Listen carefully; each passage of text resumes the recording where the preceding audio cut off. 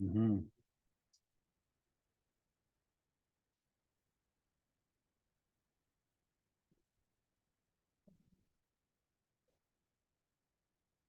Okay, good evening, ladies and gentlemen. Welcome to this special meeting. We'll start as we usually do with the playing of our national anthem. Feel free to stand and sing if you're able.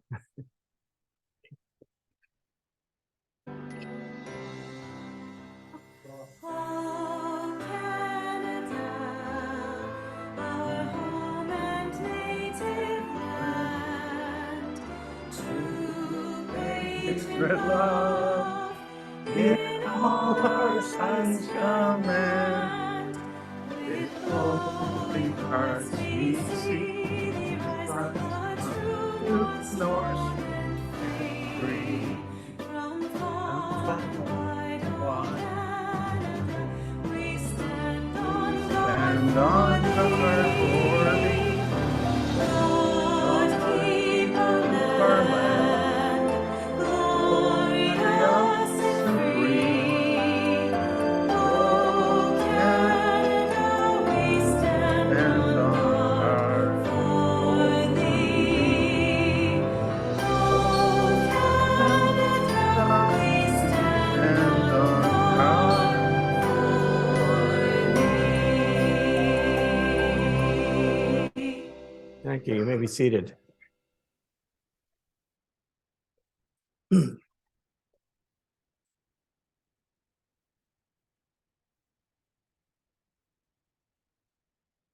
The municipality of Whitestown recognizes all of Canada resides on traditional, unceded, and/or treaty lands of the Indigenous people of Turtle Island. We recognize our municipality on the Robinson Huron Treaty Territory is home to many past, present, and future Indigenous families. This acknowledgement of the land is a declaration of our commitment and collective responsibility to reconcile the past and to honor and value the culture, history, and relationships we have with one another.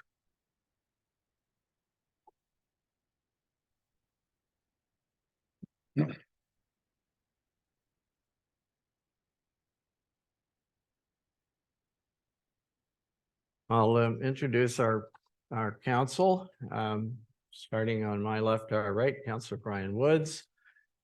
Councillor Janice Bray is absent this evening. I'm Mayor George Comrie. This is our CAO clerk, Michelle Hendry, Councillor Joe Lamb, and Councillor Scott Nash. And now I'll ask if there is any pecuniary interest for anyone to disclose in tonight's proceedings.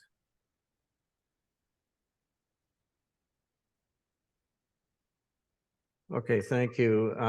I will ask for a motion to approve the agenda, noting that this is a special meeting and there is really only one topic on the agenda for tonight. I'll move it. Councillor Lamb moves, seconded by Councillor Woods. You're gonna read it? Read what? The motion. It's a motion to approve the agenda. Yeah, but you usually read it.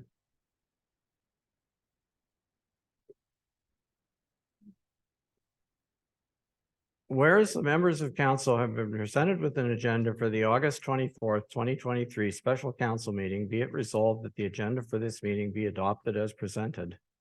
Thank you. I'll move it.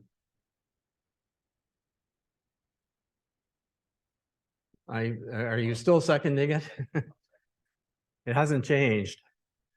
All those in favor? Discussion goes first. And since I own the motion, I'm going to speak to the agenda. And since myself and the councilors called this meeting, I thought it is important that I kind of tell you why we did this and set the scene as I see it on amalgamation and what led up to this meeting for your information and for transparency.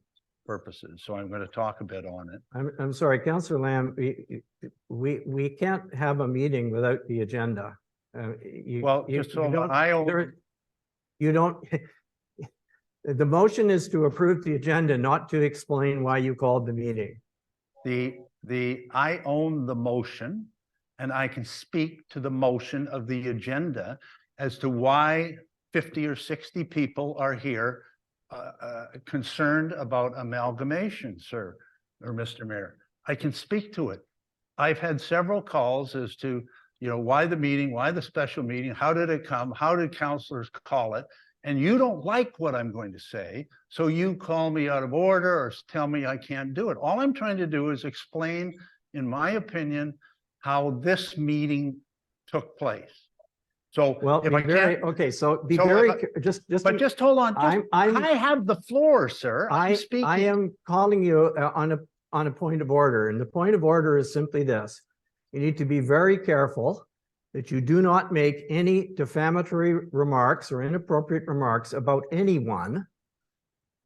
If you do, you will not be permitted, you will be ruled out of order, and if you don't stop, you will be ejected from the meeting. I'm serious about this. See what I'm talking about? Mr. Mayor. Just hold on a second. Sorry, there's A defamatory remark is something that's untrue. Okay? I will never say and never have said anything that's untrue. Okay? If you don't like it and it's untrue, then you can do something about it. But if it's true, because you don't like it, you try to call people out of order, but you can go put a presentation when it's our meeting that we call. You never call anyone to ask any opinion as to why this meeting is occurring, but you put forward a 10-page PowerPoint presentation that you want to put on. You never ask council on that, right? You can do whatever you want, George, right? You're not king, you're mayor. I'm sorry, but we're not. All right. If this continues, I'm not joking. If this continues, this action of yours is inappropriate. Mr. Mayor, if And it is defamatory, and it's not appropriate.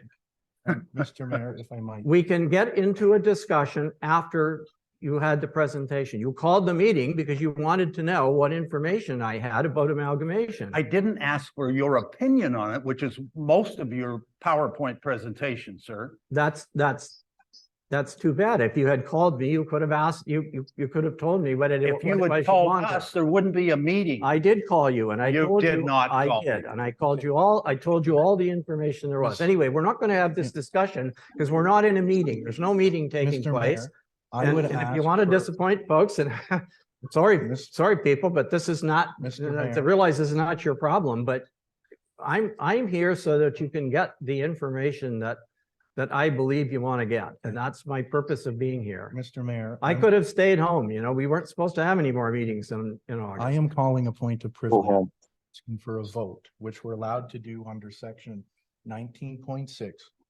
where a member considers that his or her integrity or that of council may have been impunged with the attitude that you're carrying on right now.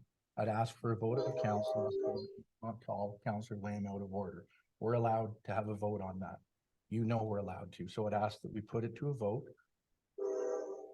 If council considers Mr. Lamb. Okay, but I have, I'm sorry, Councillor Nash, I have already indicated that I considered that my integrity has been called into question inappropriately with false accusations, so. Mr. Mayor, So- I'm asking for a vote on what I asked for. I'm entitled. But you're trying to introduce another, there is a motion on the floor to approve the agenda, and I Mr. would like Mayor, us to vote on it No, and proceed. This is done in the middle of a vote. You're allowed to call a point of privilege, at which time there's a vote on it. Everything else, oh, that's how it works. I'm willing to permit Councillor Lamb to continue. I'm just warning him about what. No, you didn't allow me to continue. You told me I couldn't do it. No, Okay. I Yes, said, you did. I warned you, Councillor Lamb. I'm asking for a vote. No discussion. You don't need a vote. Go ahead with what you're saying. Go ahead with your Well, remarks. we didn't even have to have this discussion if you hadn't tried to shut me down. Mr. Mayor, I am asking for a vote. I don't care if you don't want to vote. I'm asking for a vote. It has to take place. That's the way the procedural bylaw works. What do you want to vote on? That I am making a motion under the points of privilege where a member considers her integrity or that of another council member has been impunged, and asking that we take a vote that what was asked for Councillor Lamb being called out of order, that he not be called out of order. From a But council point I of haven't view. called into question his integrity.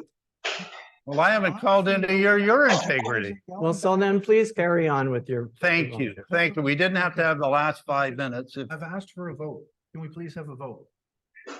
The- It's like you don't want the vote because you don't want the results. It doesn't, it's immaterial. I'm not, But it is I'm not, because that's I'm not foreign calling him information. out of order at this You point. already did call him out, so I'm asking for a vote. It's very simple.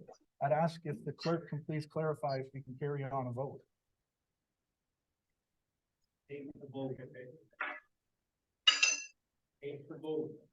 Hmm? Well, we don't, actually, we don't follow Robert's rules, but at this point, but in any case. Fine, go ahead with the, take your vote. It doesn't matter to me. It's just, it's not a real point of privilege because nobody's integrity is, Councillor Lamb's integrity has not been impugned. can I please do what I wanted to do? Okay, I'm voting in favor of my motion, I'll vote in favor. of and your I've asked for a recorded vote. Fine, I'll, well. You better read your motion again, because I'm not sure the clerk has what it is. Don't do it. Just let it go. I'm making a motion that under the points of privilege that I didn't feel Councillor Lamb should have been called out of order for speaking. That's the motion. Under points of privilege. I'm gonna ask for a recorded vote. We need to be able to discuss and speak instead of behind each other.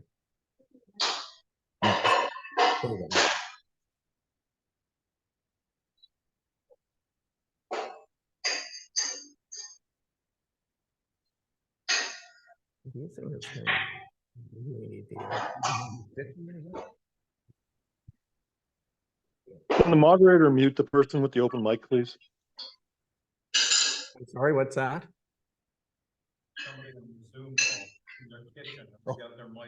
Oh, Yeah, I'm just looking at that. That's why I've hesitated here. So stay with me. I think I may have I can't see who it is. caught, Yeah. I think I've caught the open mic. Okay.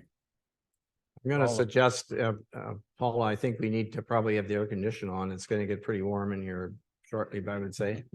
Pretty hot already.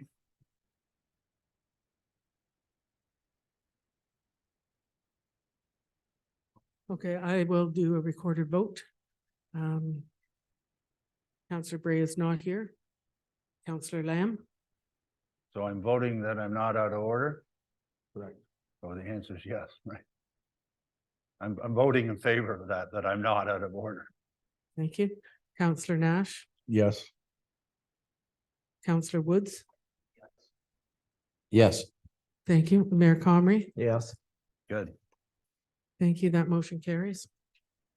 So inflammatory things, by the way, are when you tell untruths, and I don't intend to do any of that. Why we're here tonight is because the subject of amalgamation is near and dear to everyone's heart, and that's why everybody's here, okay? And I first heard something about amalgamation a couple months ago. I think it was around the time we were debating the pool in here about what we were gonna do and whatever.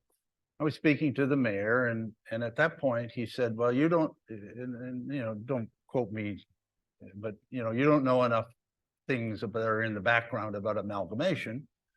And I said, well, you know, tell me, but he didn't, you know, he didn't tell me anything about amalgamation.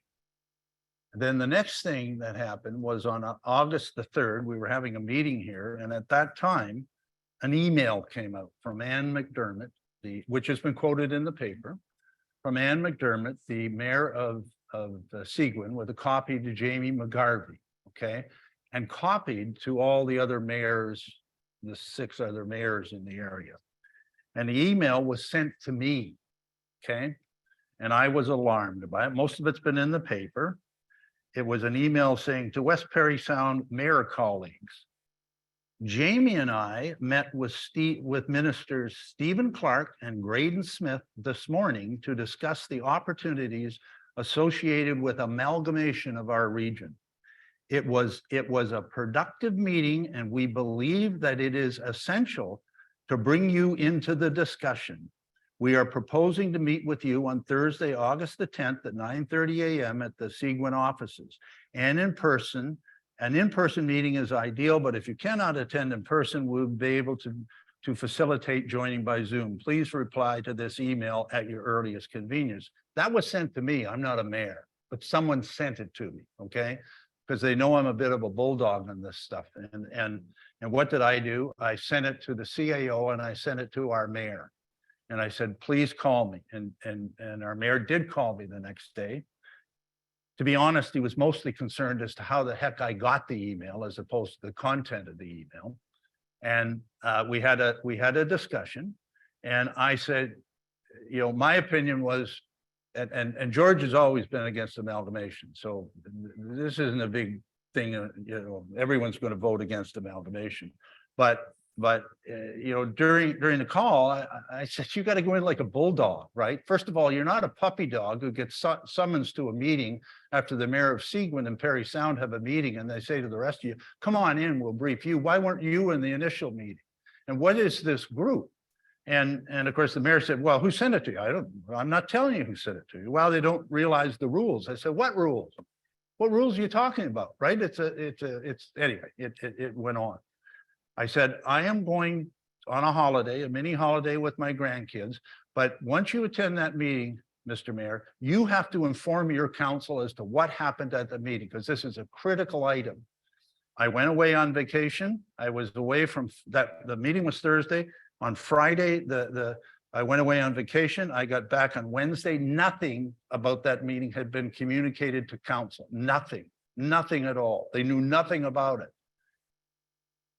The newspaper articles started coming out. I came back, I started getting telephone calls. What's this all about amalgamation? Don't know anything. We haven't been communicated anything on it. Councillor Nash knew nothing. Councillor Woods knew nothing. I knew something about the initial email. So I said, we have to call a special meeting on this so the citizens know what's going on here. So of course I do. And I called each individual councillor and they all agreed we needed a special meeting. The mayor didn't want a meeting. He didn't want to have a meeting. This is our meeting that's called by the councillors, not the mayor. So what did I do? We called the meeting. At that point, on Friday morning, as we were calling the meeting, the mayor sent out an email to us, basically telling us, don't worry, there's nothing, I don't want to cause a big uproar. Just, I'll tell you at the meeting in September at our next open council meeting, and it's not a big deal. I could read the email, I'm not going to, but that's the gist of it, right? And again, I'm alarmed because I think you as citizens need to know about what was discussed at that meeting about amalgamation. And if our mayor's there as part of this group, it's not about his opinion. I want to know what was said, who said what, who's for what, and did he go to Jamie McGarvey and Seguin and say, why are you having such a meeting without us being involved? So that's how this meeting came about. And I'll pass it back to you, Mr. Mayor. Tonight's agenda is about two things: a motion on amalgamation, okay? And I've made a motion. I'll be happy to sponsor that motion, and I think it will pass. The second part is about transparency with our citizens, okay? Because what's happened here has not been transparent. And you wouldn't be here if it wasn't for your counselors having this meeting like this. It would be deep dive down, and we'd be talking about it in a low key manner because we don't want to get anyone alarmed. I'm alarmed, and I want to stand up for Whitestone and for our citizens here. And I want everybody in the province to know we want nothing to do with amalgamation, and we want nothing to do with studies or anything like that. And the second part of tonight is about transparency and council communications. And that's what it says on the agenda, and we intend to talk about it. So thank you very much. I guess we could pass the agenda now. Thank you.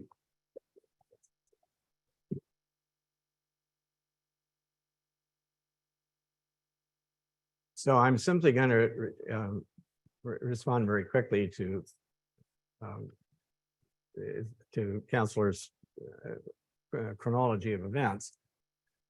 The reality of the matter is, I told him, he told you that the day after we all found out about this meeting, I found out about it at the same time he did. I called one of the people who had been present at the original meeting and to find out what was going on. And I called Councillor Lamb and I told him. And the truth of the matter is there is no new information to share with council or with you today that wasn't there at that meeting on August the 10th. There's nothing new that was said that, and I'm going to go through, I put together a presentation to assure you. Please understand, I very much respect the fact that this is a touchy subject with people. It's a touchy subject with me, as you're going to hear in a few minutes. But it's not, nothing is being kept from you. There's no conspiracy going on. Council had made a decision that we were going to not have a second meeting in August. Our next regular meeting was the 5th. And my plan, as I shared with council, was to give this presentation then. So maybe it's a good idea that we have it tonight, and then people can ask whatever questions and say what they want. So you know, there isn't, there's nothing new, as you'll hear under that we all didn't know about this back on you know, early in August. So anyway, Well, let's get on with the meeting. We don't have an agenda, and I don't think we should be having a meeting without an agenda are you ready for the question to approve the agenda?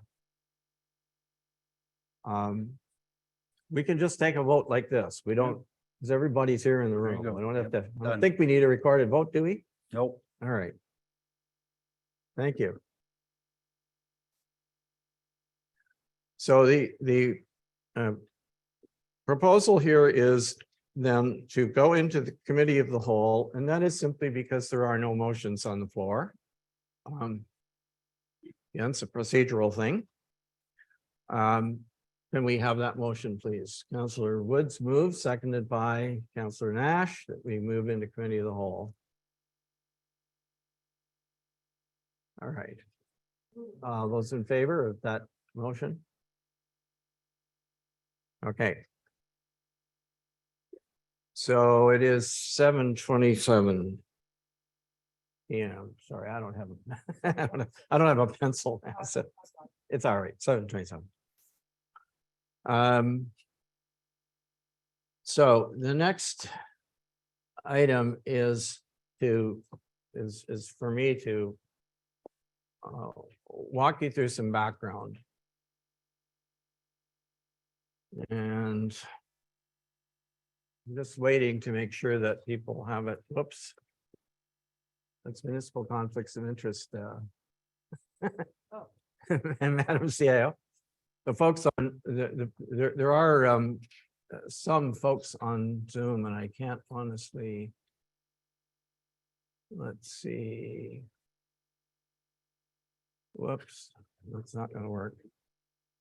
I can't see exactly how many there are, but anyway, they are now not looking at what I'm going to present to the rest that the rest of you have. So yeah.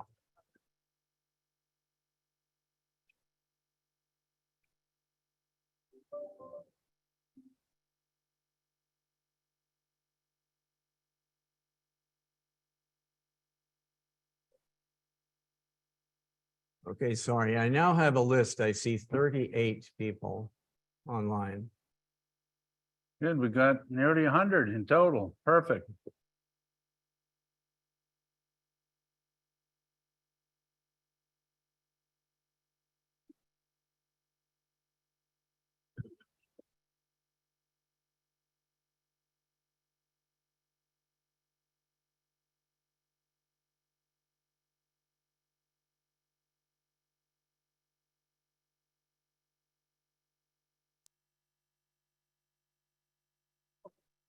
Okay, now I see it. Would you like to control the slides? Yeah, I can, sure, if you. That would be great.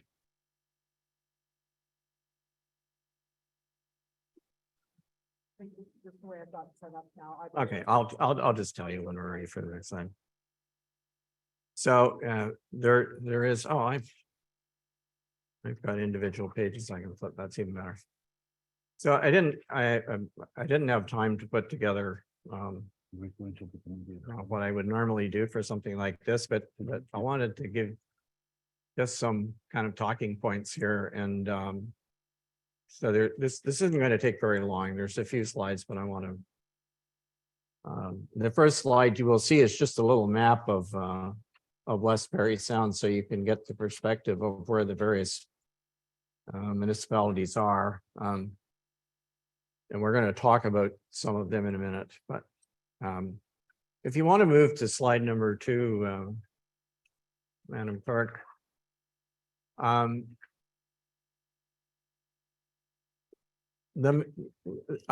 decided to put the most important message right at the very beginning of it. And the Councillor Lamb was sort of questioning, well, why did they have this meeting? The meeting stemmed out of some remarks that had been made by the mayor of Parry Sound back at the time of the Phenom conference in Parry Sound at the start of the summer. And you know, he was calling for amalgamation. So this is probably, you know, if you've been around for a while, you know, this is no secret. Mayors of Parry Sound asked for this before. And there was some discussion of it. It was reported in the media. So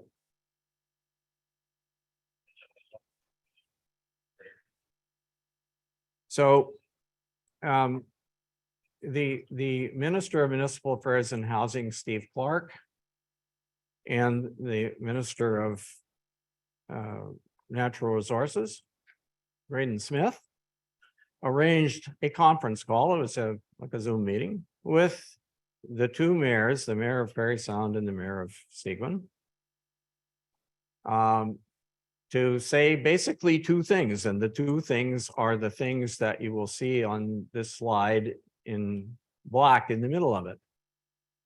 The first one, and this is just a paraphrase, okay, we didn't get this in writing from anybody, but they essentially said, look, we're not going to force amalgamation in West Parry Sound on anybody who doesn't want it.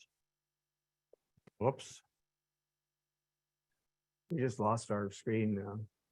Well, yeah, you're well, I lost mine anyway. It looks like you got something different on yours too. That was the first message. So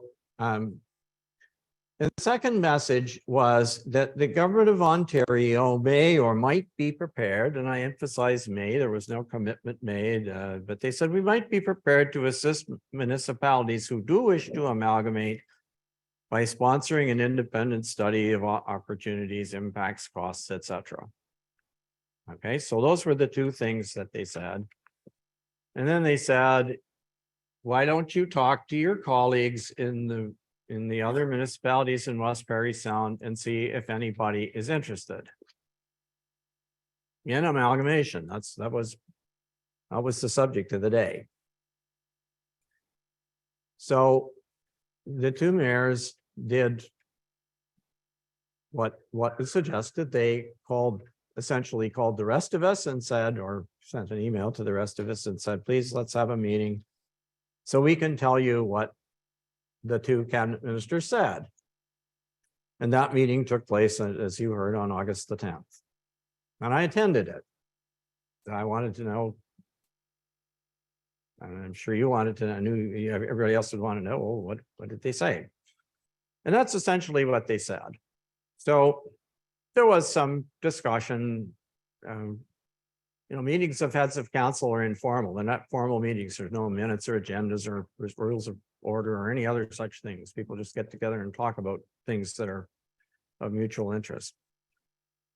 The consensus of that meeting was very clear to me that there is no appetite, no widespread appetite for amalgamation in Westbury Sound. And I told them that, in my opinion, that was Whitestone's position too. So I mean, I think you can put away your concern that that somehow or other there's some scheme going on in the background that's going to force us all to amalgamate or do some such thing. The premier himself has spoken publicly about this. So as I say, I don't think there's any cause for alarm. Can we go on to the next slide? I want to keep this going so we have time for questions. I have to point out to you that this is not a new subject.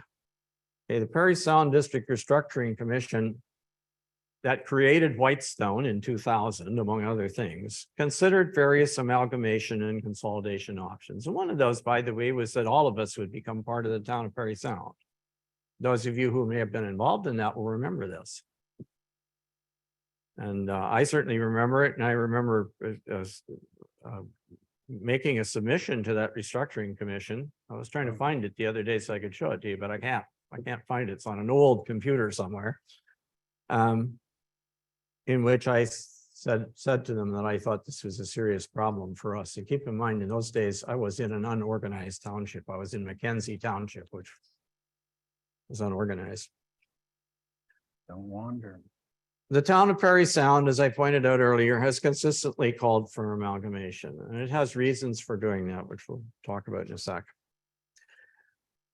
Many provincial politicians and public servants that I have spoken to over the years that believe that Parry Sound District needs further restructuring, at least an upper tier government. So, again, it's just something to keep in the back of your mind. And last year, a couple of the mayors over on the east side of Parry Sound District actually called for amalgamation. These are townships that are around involving not Burkes Falls, Sundridge and two smaller municipalities that are around it. So anyway, this I suggest to you respectfully, it's not a new subject. It's a subject that will probably come up again. So but why does it keep coming up? Next slide.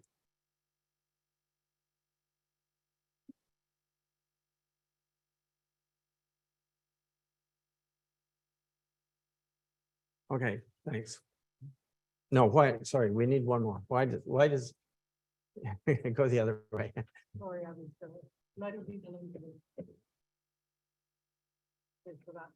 Why does it keep coming up?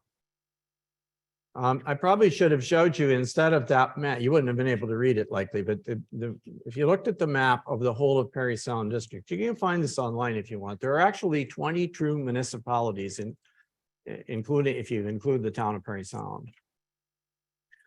And many of those municipalities are below what I call critical mass in terms of population and tax base, and I'll come back to that in a sec. There are, of course, wide disparities in the kind of infrastructure they have, the kind of services they do, and as you'll see, there are wide disparities in the tax rates they have, the residential tax rates at any rate. Parry Sound District has no upper tier government. In the time that I've been involved in government here, there has been more talk about shared services and the need for shared services of various kinds. There is a particular issue, and this perhaps gets to the question of why Parry Sound and Seguin were the ones that attended the original meeting that the province held. They have some issues around what I'm going to call development charges, and I don't want to get into other municipalities' business. That's not what we're here to talk about. But some of you will know that Seguin, it's been in the press. Seguin is seeking to develop an area which is immediately south of the Tim Hortons and the Rona at the south end of Perry Sound. You know where that is? And they're seeking to develop it for, we'll call it attainable housing. And of course, the question comes up, well, where does this development get its services from? Services meaning like sewer and water. Well, they would get them from the town of Perry Sound. So on the surface of it, the town of Perry Sound ends up paying for services for somebody that whose taxes go to another municipality. So you can see that that's a subject for discussion between the two municipalities. And by the way, I'm not suggesting for a minute that that's going to result in amalgamation of those two municipalities. Don't hold your breath. All right. There are also other considerations that cause us to need to look collectively at various issues in West Perry Sound. And they are, and I give you a couple of examples of those on this particular slide. There's watershed management is one thing. Magnetawan River flows through the municipality of Magnetawan and through our municipality and through a bunch of others that are east of Magnetawan, by the way. We don't have any mechanism for dealing with those issues. We're in the process of settling, the provinces and the federal government are in the process of settling Aboriginal land claims on the Robinson-Huron Treaty Territory, which includes the First Nations that are along Georgian Bay to the west of us. And that is going to have some effect on us. It's happening, and it's happening in the background. It's not, it's not, and it doesn't involve me in any way or any other mayors in West Perry Sound either, by the way, not at this stage, but you'll hear about it at some point. All right, so those are some of the reasons.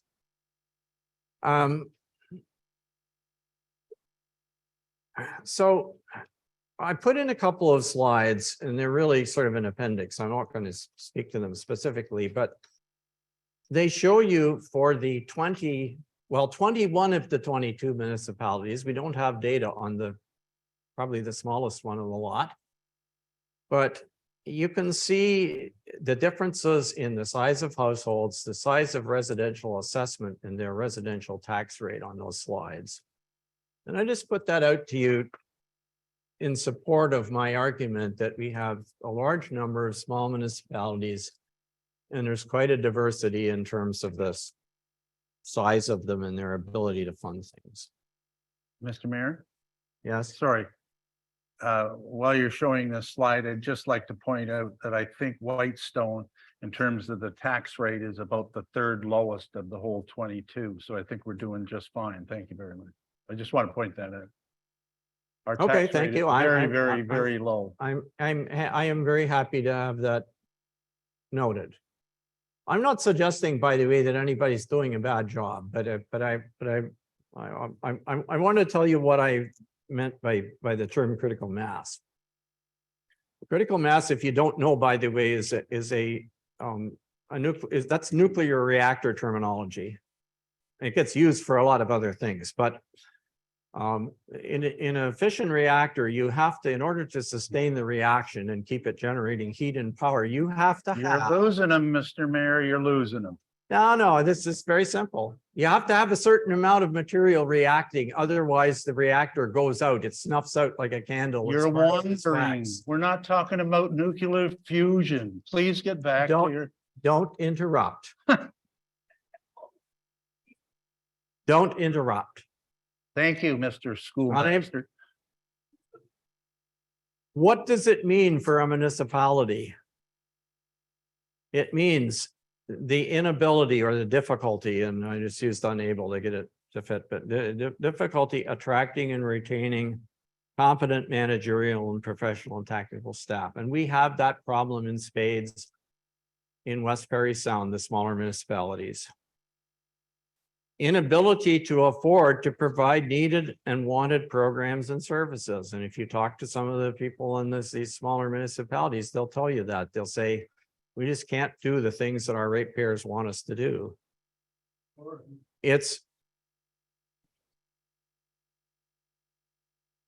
I can slow down if you want. They are unable to plan, prepare, and invest for the future. They're unable to deal with things like energy conservation, climate mitigation, emergency planning, environmental stewardship, watershed management, and a whole bunch of these things that are no longer nice to have. And some of them are in fact unable to meet the legal and financial obligations that a municipality has in law. Mr. Mayor, sorry. So I'm just I'm telling you, these are Into them. pressures. You're asking, well, why do people talk about amalgamation? These are pressure. Why did the three municipalities I referred to before in East Perry Sound why are they still talking about amalgamation? Those are the reasons. Mr. Mayor, I don't mean to interrupt you, but I just realized that we never passed a motion to have you to speak yet. Well, the motion to have me speak is after the presentation, unfortunately, so I pointed that out to in Okay, fact, so- I offered, I apologize, you're right. I offer- yeah. I offered to the clerk that I would stay away and let the three people who called the meeting just come and have their own meeting if they wanted. Yeah. But Anyway, I didn't mean to interrupt you, so carry on. anyway, it's a council meeting. So my personal position, and I want you to know what it is so that, you know, because these, you know, there's these suggestions that somehow or other there's something shady going on in the background. I'm categorically opposed to forced amalgamation or full upper tier government for West Perry Sound District. If you read this, and underneath that is a statement which you would have seen in the material that I sent out at the time of the election. I said, I will continue to oppose vigorously any attempt to impose an additional layer of governance on us or to amalgamate us with other municipalities. So I think my record on this is pretty clear. I also said, and I've said it repeatedly, at the same time, I'm committed to collaboration with our neighboring municipalities on opportunities to share resources and services for our mutual benefit and the greater good of the district. And I want to just take you back for 1 second to that meeting that we talked about that was on the 10th with the other mayors. And there was some discussion around this whole question of would there be a study, right, of some kind. And I think the government, what they were talking about was a study probably that had amalgamation at the core of it. So I'm not suggesting. There didn't seem to be in the room, and I'm not telling any stories or anything, but there didn't seem to be any support for a study of amalgamation per se, but there was support for a study of possible opportunities for us to do a better job of shared services. I would say there was fairly widespread support and for that within the group that were the president at the meeting. So is there going to be a study? Do we know that the province is willing to fund a study? No, we don't. If they did, do we know what the terms of reference of it would be? No, we don't. But the consensus in the room was, well, you know, if there's an opportunity for us to get some benefit out of this in terms of planning for ways that we could collaborate and have shared services, maybe we could take advantage of it, but we'd have to see what the terms of reference were. So that's kind of the way that matter was left. So, you know, what just what's the reasoning for saying amalgamation's not probably a good thing for Whitestone? I've told you what mine are on the next slide. I think we already have maybe more government in total if you add it all up than we actually can afford. But I don't see how, I try as I might, I don't see how Whitestone residents would benefit for amalgamation or upper tier government. That's a given. I honestly think that there wouldn't be cost savings for us. The likelihood is that we would end up paying for somebody else services for other people that we wouldn't get for ourselves, that couldn't practically be provided for us. The other thing is that each West Parry Sound municipality has its own unique characteristics and needs. We're not all the same. I mean, if there were two municipalities beside each other that were exactly the same in every respect, maybe there might be an argument. And besides, I mean, let's be honest, nobody wants to give up their local autonomy. Let somebody else determine their affairs. So, you know, those are my reasons. Having said that, I don't think that we should put our heads under, you know, in the sand or under the mushroom or whatever. The complexity and cost of local government will continue to grow. I go back to the days when I was living in an unorganized township. Now, we had to look after a lot of stuff for ourselves, but we didn't pay very much and we didn't have anybody much telling us what to do. Even if I look at the time that I've been sitting on this council, every year we get more and more things that we have to do as a municipality, and you don't see most of them, but our clerk does. She has all these reports that have to find, and the Ontario's with Disabilities Act coming in 2025. She spent hundreds of hours trying to produce the reports that those folks require. And they're mandatory. You can't not do them. So our costs are going to go up. The size of staff that we're going to have are going to go up. Looking at that mix of 22 municipalities, some of them that have in them 350 households, maybe. I think some reorganization is going to happen. I can tell you for sure we're going to have more shared services.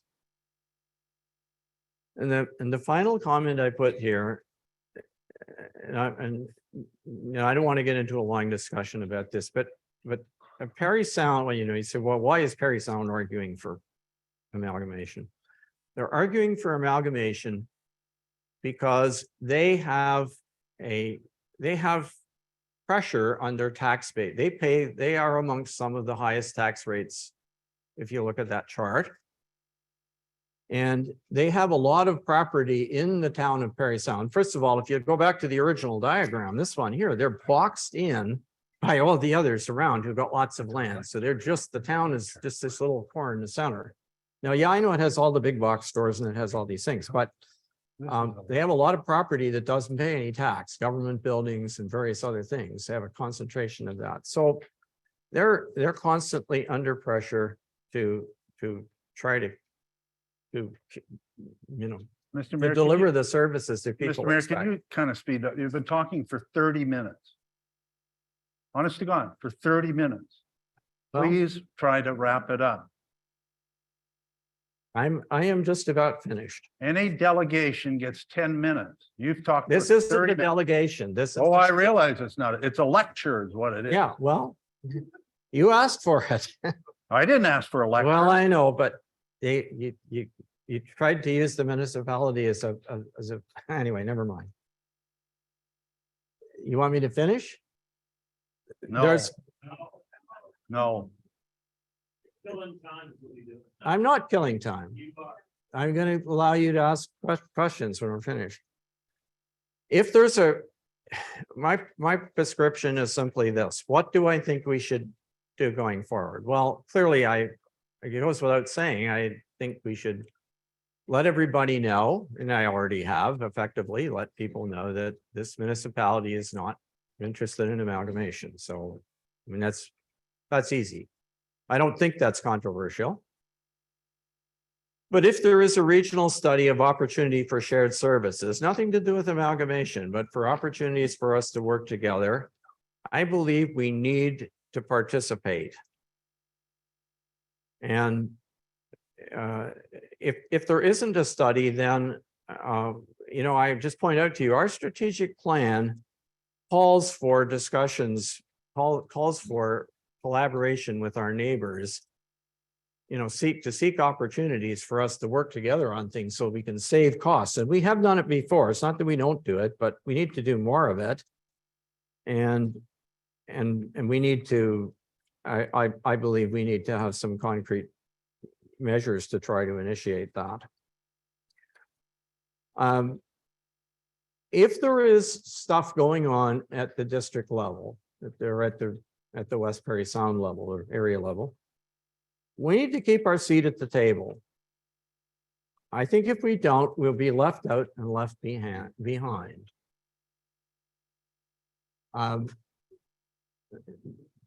So some of you have may have read stuff about Jack Welch, who was the president of General Electric. You know, well, he used to say, control your own destiny or someone else will. I think why that's we're the having message. the meeting tonight. I think that is the message for us. If we, you know, there is going to be evolution in this district, and we need a seat at the table. Otherwise, it will happen to us instead of with our knowledge and consent. And finally, I think we have to demonstrate that we're capable of governing ourselves and managing our affairs responsibly, because the province can change its mind about these things. They've done so before. You saw what they did to the city of Toronto. If there's enough noise in the background suggesting that we're not doing a good job, then we're vulnerable. All right, so that's all I want to say to introduce the subject to you. I will, unless, I mean, I guess unless council doesn't want, I'm happy to take questions. Maybe I should start with councilors. If you have questions about things that, you know, that I've said that I didn't answer, by all means. If there are members of the public who have questions, they can, maybe we'll have time for that. Well, since I've talked to most of the counselors and know their position on this, I'll just make a couple of comments, and I'm sure they will. Everyone on this council, as I've said before, is against amalgamation. You know, it doesn't fit, and I think that we need to make a very assertive statement to everyone in the area and to the premier and everyone else that we have no interest in this. Let me just talk a little bit about this study stuff, because I think you're being duped. Yeah. Oh, sorry. No, I'm talking into this. Yeah, I'm talking into that. Studies on shared services. Having seats at the table, I feel like I'm going back to the pool discussion of a couple years ago, right? I'm glad we don't have a seat at the table on the pool in Parry Sound. I'll guarantee you that, or that cost this community hundreds and hundreds of thousands of dollars. We have shared services right now. We have them on our terms. We have shared services in terms of the chief building officer, in terms of cooperation with Magneto and McKellar on bylaw enforcement. We have the fire chief, if he's still here. We have shared services and backups and all those things. The things that are of interest to us in Parry Sound or in Whitestone, we have shared services. To get involved in any studies is a slippery slope that means you're heading towards amalgamation. And I don't want any part of any special studies or anything like that. We're being duped that way. That's what Parry Sound wants. They want the discussions to keep happening. Oh, why don't we share services in the fire department? Why don't we share services on whatever? We have the planning board in Parry Sound that we participate in. Parry Sound didn't want to be in it. They didn't like it, so they got out of it, but we're in it.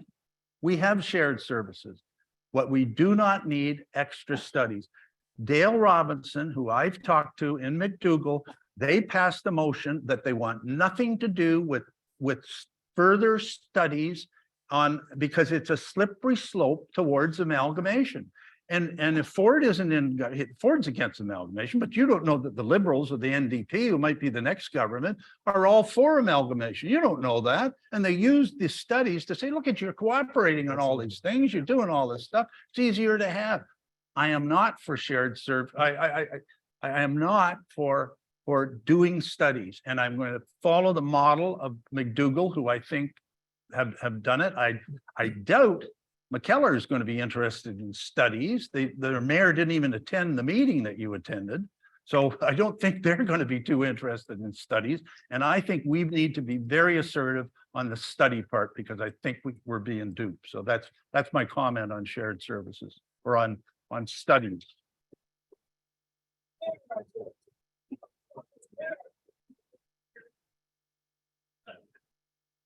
And I know I differ with you, so when the motion comes up, you can vote against it. Does anybody else want? Thank you, through you, Mr. Mayor. I guess a couple things. First off, Right into the there mic. we go. First off, you know, I know you do, Right in. I know you put a lot of work into everything that you do and you have some passion for the municipality itself. But, I know when I got the phone call about the calling of this meeting, I said I'd definitely be interested in supporting a motion to have this meeting called. I would have loved to have known more than, 20 something hours before that the presentation that was asked for, in a sense, this meeting was called for. Let us know what the mayor knows about the amalgamation and what was happening at the August 2nd and August 10th meeting. Not a presentation on my personal position, my prognosis, and all these things. I would have loved to have done a PowerPoint presentation. I'm sure many other mayor or councillors might have loved to have done it too. We weren't given the affordability of doing it because it's a sort of, I'm going to do a presentation on my points when the question was, what's the update? What was talked about at the meeting in detail? What we heard was a couple minute talk about it and then 30 minutes, which I'm afraid to say I kind of got lost after 5 minutes and I thought I was in the States on a filibuster. Just going on and on and on about stuff. Anyways, I know when you were going through it, you spoke about critical mass and you said many of the municipalities are below critical mass. So I guess one question I'd have coming out of it from your presentation is Whitestone below critical mass in your eyes? But maybe when we're done, if you could just answer that, just a yes or no is all I'd ask for. I totally agree with Councillor Lamb in that we may have a few shared services right now. If our building inspector's sick or is on holidays, another municipality will send their building inspector. If there's 2 emergency calls and our fire trucks are used, somebody else can come in and help out. Just like you'd see in some of the bigger cities, if you're overwhelmed, there'll be something there. But that's not to say that we're going to want to have shared services for snow plowing and for our office and for our landfills Fire. and for all these types of things. It can be so many things. And the second you start having more and more and more and more joint services, the closer you are to amalgamations, in my eyes. And when I read in your presentation, I will continue to oppose vigorously any attempt to impose an additional layer of governance. But the next line is, at the same time, I committed to collaborating with our neighbors on opportunities of shared resources. So I'm not for amalgamation, but I want a whole bunch of shared services, which in my eyes is the same as amalgamation, right? It was nice to see that, we donated, which was great, $250,000 for a pool. Not yet. And unless I'm wrong, one other municipality for joint services donated to the $1 million nursing station. I think it was one other municipality. We give. Nobody gives back to Whitestone. We got to work on Whitestone and do what's best for Whitestone. I'm not for shared services other than backup. There is a planning board, which part of the reason the planning board is there, I believe, that if you didn't have a regional planning board, I could only imagine the disasters that would be happening on planning files in this municipality, even more than what's happening now. And sometimes you need a little bit of oversight for things like that. in the email that was sent to us, and this is one of the things we're talking about amalgamation, but one thing on transparency. And it was noted in an email at the end of it. One more thing. As Perry Sound District, and it was noted by the mayor during his presentation. One more thing, as Perry Sound District has no upper tier government meetings of heads of its council are strictly informal, no agendas, no minutes, no staff, and are not meetings within the meaning of the municipal act. The provincial ombudsman has confirmed this in the past. So when I see that, and the reason we called the meeting was for that exact issue that was quoted. There is no transparency. You know, instead of quoting why we don't need to tell people and we don't need to tell council and we can keep it behind, you know, we should be doing the opposite and saying, there is a meeting coming forward, council, just to let you know, members of public, there is something going, instead of quoting the small print saying, we don't need to say it. We can keep it all behind scenes. And I think that's what a lot of people here have a problem with. People just want to know what's happening.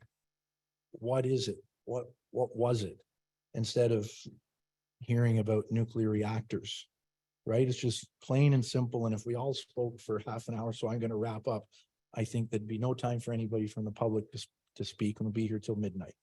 So, again, I'm definitely not for anything to do with amalgamation. I don't want to see it. I would have no support for a study, because I think, as Councillor Lamb said, it's a slope that I don't think we'd want to go on.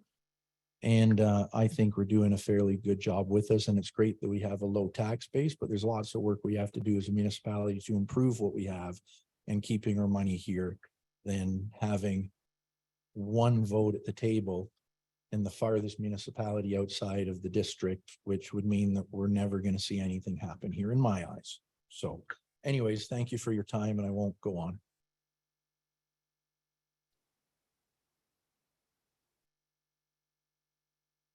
Councillor Woods. Thanks, Mr. Mayor. Thanks for your presentation, because George, I know you do really work hard at what you do. So I'll hand it to you for putting the hours in.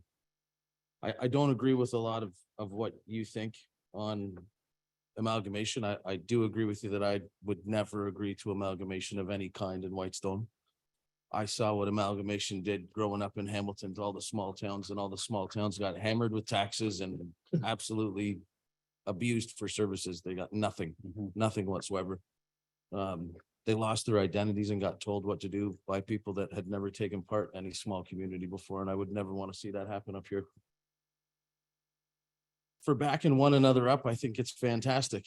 During recent discussions about some purchases that we're going to have to look at in the near future, I've said we can't rely on our next door neighbor to pay for what we need.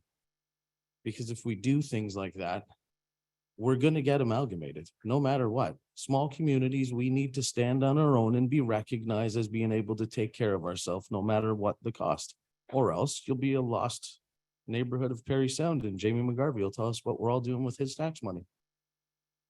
I don't see any benefit whatsoever of Whitestone working directly with Perry Sound, or ever thinking about working with everybody in a rock solid, this is what we're doing for this service or the next service.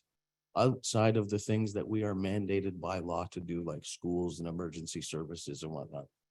To back up your neighbor, that's a small town thing. Everybody backs up their neighbor. So for us to back up Magnetawan or McKellar, that's an absolute yes, we're going to, no matter what. I would really like to know which mayors do you think, in your opinion, Mr. Mayor, from that meeting, thought that amalgamation would be a good idea for the district? That's what I thought this meeting was for. We were going to get direct answers about, you know, the play-by-play, who said what. And I appreciate your views, I do. But that's not what my goal was for the meeting tonight. I mean, you, through your presentation, under more shared services are necessary and inevitable, you said, oh, I can tell you all, I guarantee you that there will be more shared services. So what else is it that you know that you haven't shared with us, Mr. Mayor? Because my opinion, you've talked with the group of 7, I'll call you, the other mayors in the municipality on multiple things that you haven't shared with council. And that's a problem. I've said that from day one, when I ran the first time. One of the big problems this year is nobody wants to work together. You know, all of us at this table can hate one another, but we still have to work together for the best interest of all these people, everybody that pays the bill. Right? You leave your own personal thing away from this table. Your personal wants don't count as far as I'm concerned when you're at this table. It's the wants of the people that elected us to be here for them. Unless I hear a resounding outcry from people in this community to say, yes, we want shared services and we want amalgamation, my answer is going to be no. For everything that they ask for. The pool, to me, I'm going to call it a fiasco because it was an absolute fiasco. I think the pool was a fantastic idea. And if I voted for just me and my personal reasons, I should have said yes to the pool because it would have suited me perfectly. But that's not my job. This community said no. I didn't want anything to do with the pool. And we got forced into it. And we still don't get clear answers on what they're doing with the pool. That's what we get out of signing up with a group that big, where we only get 1 vote out of everybody there. So to do anything with the rest of them, I would say no. I don't want it. Not in the least. So have you had any more conversations with the people, Mr. Mayor? Okay, well, let me try and, you asked a couple of questions at least, which I was hoping for questions as opposed to. Let me just point out to you that with respect to the pool, which we're not here to talk about, but since a couple of people brought it up, we don't have a seat at the table. You're right. So the information, and that was council's decision. We That's could have right. still had one, but council said, no, we don't want a seat at the table. So I have absolutely no information and that any of the rest of you have. I'm not part of that group that is working on the pool. And any information that you want about the pool, you have to read in the minutes of the meetings that they publish, because I'm sorry, there's nobody from this municipality. That was council's decision. So anyway, going back, and again, I don't speak for other mayors. But I said at the beginning of the thing, you'll remember I had a slide there that said there doesn't appear to be any appetite out for amalgamation outside of the town of Parry Sound. That's probably the best that I can tell you. What did happen was that all of the people who participated in that meeting on the 10th said, we will take this back to our councils and see what they say. And you heard from Councillor Lamb what the McDougall Council said. And if you read the article in the North Star a week ago, you will have, or on Friday at least, you would know what Carling said. And Carling said, Carling Council, and I say Carling Council said, no, we're not interested in amalgamation, but if there is going to be a study, we want a seat at the table. That's what they said. I don't believe that the others have made any I don't think their councils have met to consider it, or if they had, I didn't see anything. I know it was reported to Seguin's council and Parry Sound's council, but there were no resolutions taken. So what they ultimately decide, I can't tell you. But if I were a betting person, I would suggest to you that there isn't going to be, like, amalgamation. If you think about it, requires 2 municipalities to say, yeah, we want to amalgamate. And I think, to be honest with you, I think that's what the province was contemplating. So if only one municipality comes, as I suspect, will come back and say, well, yeah, we're interested in doing that. And they'll probably say, okay, fine, you guys go and work out your issues with your next door neighbor, and you don't need any help from us, because they don't really, truthfully. We might benefit from that because we don't have money from studies. Was there another question that you? Councillor Nash had one. No, I'm going to come back to his, but Did I miss something that you asked, Counselor Woods? My question wasn't so much about the pool. That was just one of my remarks. My question was that how many times have you met with the group of 7? And what is it that you No. guys have talked about? Because nobody's ever told us about it. Hmm? How often have you met with the other mayors and discussed things that you haven't informed council on? Because you guys all met and you didn't inform any of us. The mayors of Westbury Sound meet whenever somebody thinks it's time to have a discussion. There might be, the most that I can ever remember was maybe three meetings in a year or something like that. They're completely ad hoc, as I said. And just since we're talking about those meetings, the reason I put that in the note to council is that we've had situations in this municipality and others in which people think that somehow it is illegal for the mayors to be talking amongst themselves. And people have submitted complaints to the Ombudsman of Ontario about this in the past. And I wanted to make sure that nobody on our council thought that that was the case and wasted their time and frankly, the clerk's time, because what happens if a complaint is filed, then the clerk gets to answer a whole bunch of questions that she can't answer because she doesn't go to these meetings. But Mr. Mayor, So that's if there is, and you say, well, you've never heard about them. You have heard about them because I have periodically bring up issues that have come from those from those particular meetings, but they're mostly just sharing of what's going on and trying to see if there are, as I say, if there are opportunities to work on things. So I want to come back to the opportunities to work for a second, because I think, oh, Councillor Nash raised an issue. He talked about planning. oh, for the So, love of. no. So here is an example, okay? Mr. Mayor, if I you've might, all- I didn't come ask you a on. question on planning. I just said my point. You used it as You an said yes example. or I know, no, but we're not having a debate tonight. This isn't a debate. Oh, no, you're just saying you want to talk about whatever you want to. I'm sorry. I am very, very disappointed You, in this group as a council. You call the So am meetings, I. you've got 100 odd people here and you're wasting our time. You're like a bunch of kindergarten. Okay, well- Leaving the crap out in the parking lot. I don't care whether you like each other. It is obvious there's a lot of animosity. We don't care. Leave it outside when you have a meeting, make it productive. And quit all the sniping and bullshit and just get to the point. Tell us what's going on and let us get the hell out of here.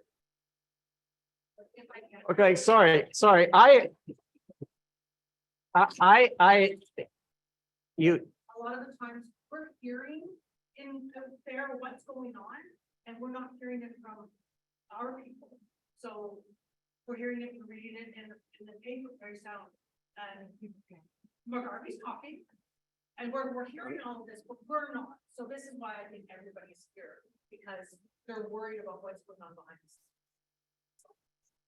That's why. okay, well, sorry, if people are going to speak in the audience, we need you to get a microphone go to a microphone over by Paul, because what happens is the folks who are online, 40 of them or so, they can't hear you when you talk. So, but just a minute, I still want to get at the other point that Brian mentioned. There is no audio on Zoom right now. Okay, I heard you. Test. This is Clerk Michelle Hendry. Can I just do an audio check for the folks that are on Zoom? Yes, there's audio. Okay, thank you very much. I think what has The just people that happened, are I don't speaking mind in me the saying, Mr. Mayor, audience. we've had a couple of folks in the audience who have made some comments. Going forward, we will ask anybody that's going to speak to go to the podium, speak into a microphone, state your name first, and the mayor will manage that part of the meeting. But that's important when you want to speak and you're in the audience. The folks on Zoom can't hear you. So thank you for that.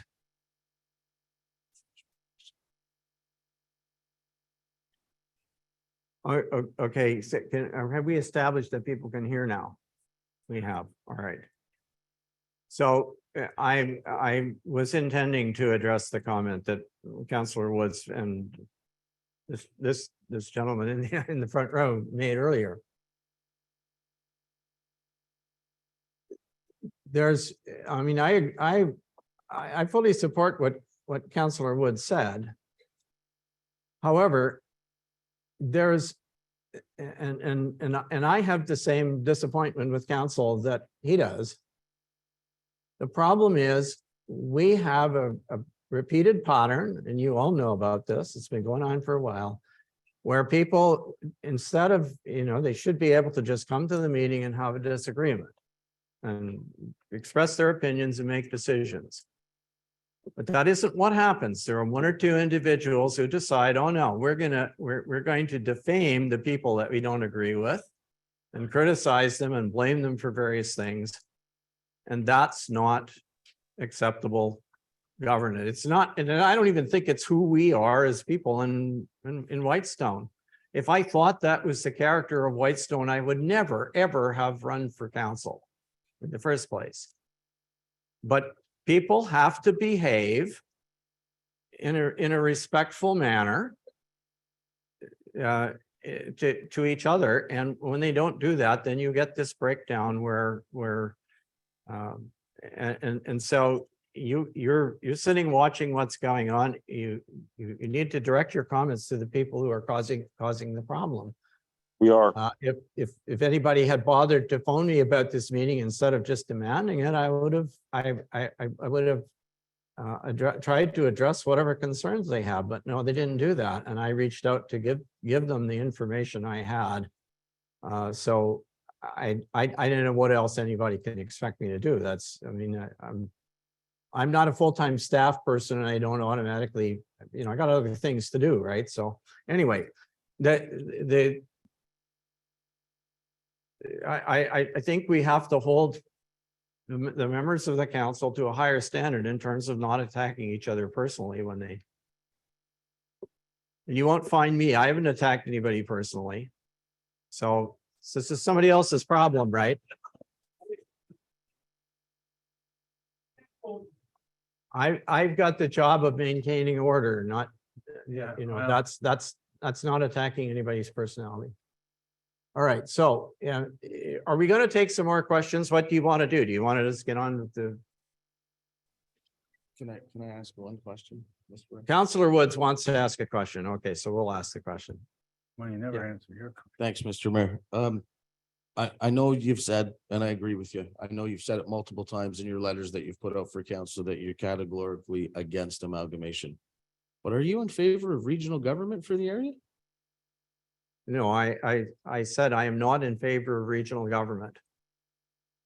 And one of the reasons that I showed you that, all that thing about the 22 municipalities is that if you think about it, you couldn't do regional government in West Parry Sound without some amalgamation. I mean, you can't have a region, you can't have an upper tier with 22 seats at the table, never mind representation by population. It would be totally unwieldy. So I don't think that's practical. But no, I have argued consistently against an upper tier too. I just want the folks to see the folks in the various municipalities put effort into working together on things so that we can get more done for ourselves, because there are a number of issues, and I'm happy to give you some good examples of them if you want. There are a number of issues where we would benefit if we had the opportunity to work together on them. And we're gonna end up working I mean, if we don't do that, there are issues that cross boundaries between municipalities. So I don't think we can work on them individually and come up with a solution. Peter, what do you have to say? Just hope if. May I ask a question, Mr. You may Mayor? ask a question, please. Thanks very much. My name is Peter Derrick. I've been a cottager here for many years, but now I'm a full-time resident here. Finally, I think, got my mailbox. I say I think because there's a little piece of cardboard in there that says not in service, which was really not too consoling. Anyway, upshot is, I'm trying to get an impression, cut to the chase on what this all is about. And although the motion or the purpose of the meeting seems to be a discussion on amalgamation / council transparency, my takeaway from tonight's meeting is there was an informal meeting of mayors, a discussion that was not a formal meeting, therefore no formal minutes were taken. It seems that amalgamation is not being pushed or planned, but that shared services is worth exploring. The other impression that I get, and am I right in that? Yes, yeah, you are absolutely correct. Everything you said so far is correct. Wonderful, thank you. The other impression that I get is there seems to be some concern within council about whether or not there is sufficient transparency going on between the mayor and various council members. I'm saddened that I had to be dragged in on this because I love this municipality. And I love a heck of a lot of the people that live and work in this municipality and outside it. And to see the dysfunction that was very obviously apparent tonight was really, really disappointing for me. I don't know what I'm going to say to my families when I get back, except it was a little bit of a zoo. I have other opinions and I'm not going to share them because that's not my job tonight. My job is to ask questions and see if I understood you correctly. I guess the big question still in my mind is, why was I called out to this meeting, which really was a non-meeting? It was a complaint session, which basically measured the lack of trust or the presence of trust in the process of talking about amalgamation, the process of talking about shared services, and the internal transparency of council members. None of which is my problem. Well, the amalgamation is and the shared services are. Scott, I agree with you on that. I think, and I'm not sure I understood Scott, I will say that. You seemed to be in favor of shared services, but then you spoke out against them, but you seem to be in favor of a mutuality and reciprocity of services between neighbors. Well, I call that shared services, but I could be wrong. Call me naive. Anyway, I'm sorry. So where do you stand on that? Sorry, we need to address, questions need to be addressed to the chair and sorry. not to. To the chair, those So are we my don't get questions. debates going on between So the individuals. upshot is, I'd really like to support the council. You got my vote because I'd like you to carry on with the politics and the business of running Whitestone well. I don't really feel like I've been enriched by the discussions this evening. But that's, oh, sorry, that's an opinion. Anyway, thank you.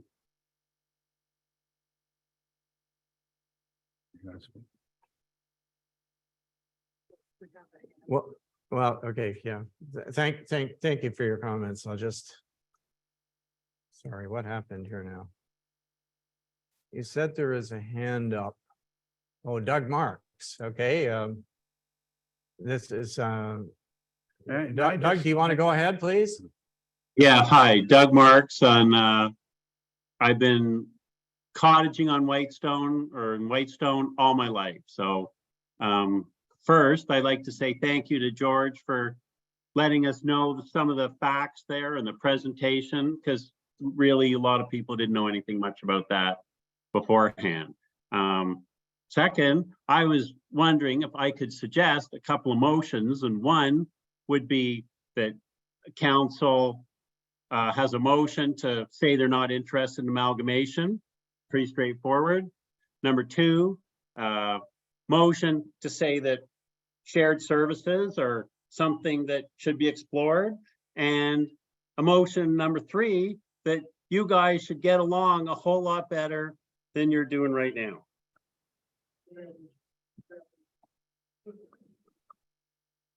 Okay, thank you. Mr. Mayor? Thank you, Doug. I was just gonna say the first two of the motions that you referred to we will come to when we come out of.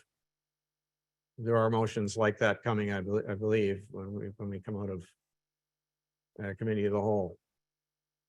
So was somebody else, I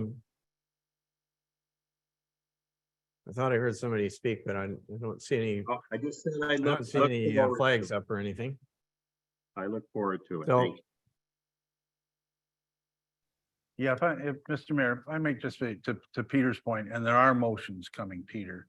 And that's why the meeting was called. The meeting was called because the mayor had information, okay, from the meeting. He never shared that information with his council. He still hasn't until tonight, until we saw the PowerPoint presentation. There are articles in the paper. We as counselors are getting calls on amalgamation and we don't know anything about it. And there's no impetus to, it's sort of like, I'll tell you in September at the meeting. And we didn't feel that was good enough. We feel that this is an important enough subject that it needs to be dealt with. And we need a very affirmative plan or motion back to the powers to be to say we have, and it's coming. There will be a motion, okay, coming on that. And that's the purpose of the meeting. And people are interested in it. That's why all the people are out. You wouldn't even know this. You wouldn't even know this. You'd know something was on the agenda in September, but this is too important to us. And that's why people are here. Maybe we don't get along as we should, and maybe we don't communicate as we should, but there's never anything I've ever done in 16 years of council that I haven't been for the ratepayers here. And I thought it was important that you all know this, that you all know what's happening with amalgamation and either rest it in your mind or not. And debate should occur, and that's what's going to occur up here, right? And instead we got sidetracked on all kinds of other things. And there are personal things going on council. And the mayor talks about one or two others. I would suggest to you that he's also part of that. Okay, it's not, don't point fingers at one or two other councilors. He's part of that. Okay, so I hear what you're saying about council. So thank you. And if that's a snip at him, then he snipped at us first, I guess. So. Yeah, well, the only response I'm going to say is that your statement that I did not share anything with council is absolutely untrue. You did on And you Friday did after not the hear- meeting was You called. did not hear anything tonight of substance that you did not know. That you did not know before I attended the meeting on the 10th. That's a fact. And so don't misrepresent that you didn't know. You did know. That's not true. Mr. Mayor. And so this anyway, we're not. I apologize to you folks if you feel you got brought here under false pretenses, but I want to tell you, I did not do it. I did not cause this. I think you should resign. What? Yeah. You're excused, Norm. You are excused, Norm.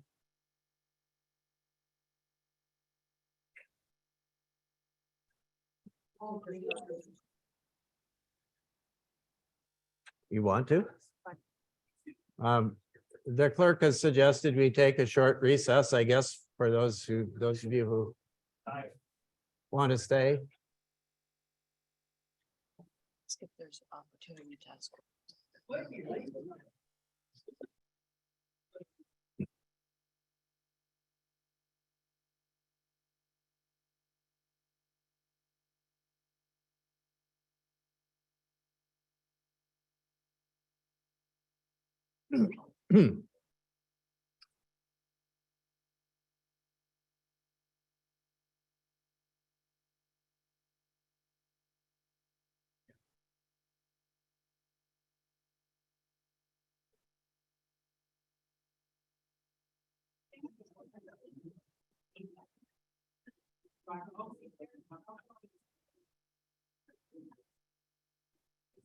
Thought of something, George. Next time I'm gonna have.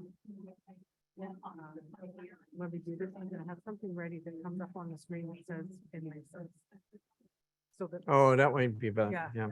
I just thought of it. Test. We hear you. Okay, we're back in session. Is there a, That is according to them. well. I guess I will go to Zoom first. There is a hand up, Cheryl Cousins, I see. Cheryl, did you have a question? Hi, yes, this is her husband, Troy Fizzard. I have a couple questions and a statement. First off, would the councilors present be willing to stand up informally right now on this meeting tonight and state their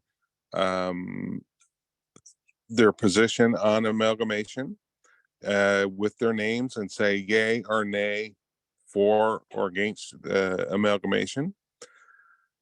Secondly, why can't the 22 municipalities in this district meet formally quarterly or monthly or whatever without being amalgamated and talk about sharing of services or backing up, as you guys say, with services and helping each other out? It doesn't have to be amalgamation, but you can work together, the 22 municipalities, and play together in the sandbox like a bunch of grown-ups. And like Peter said earlier, the reason why we're here this evening is that the lack of transparency that we see not only on this issue, but with issues in the past, is what has the ratepayers of this municipality, when they hear things secondhand, everyone automatically considers that something is going on behind the door. There's underhanded things going on, and the lack of information is what gets people in a tizzy like we did tonight.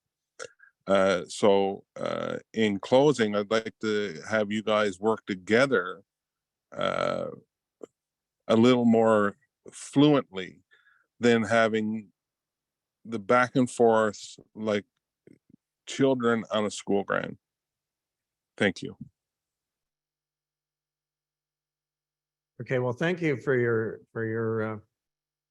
your questions and your comments. To your first question, I think that all the counselors here have spoken on this, but in a minute, we are going to come out of committee of the whole and go into, and there will be a motion asking that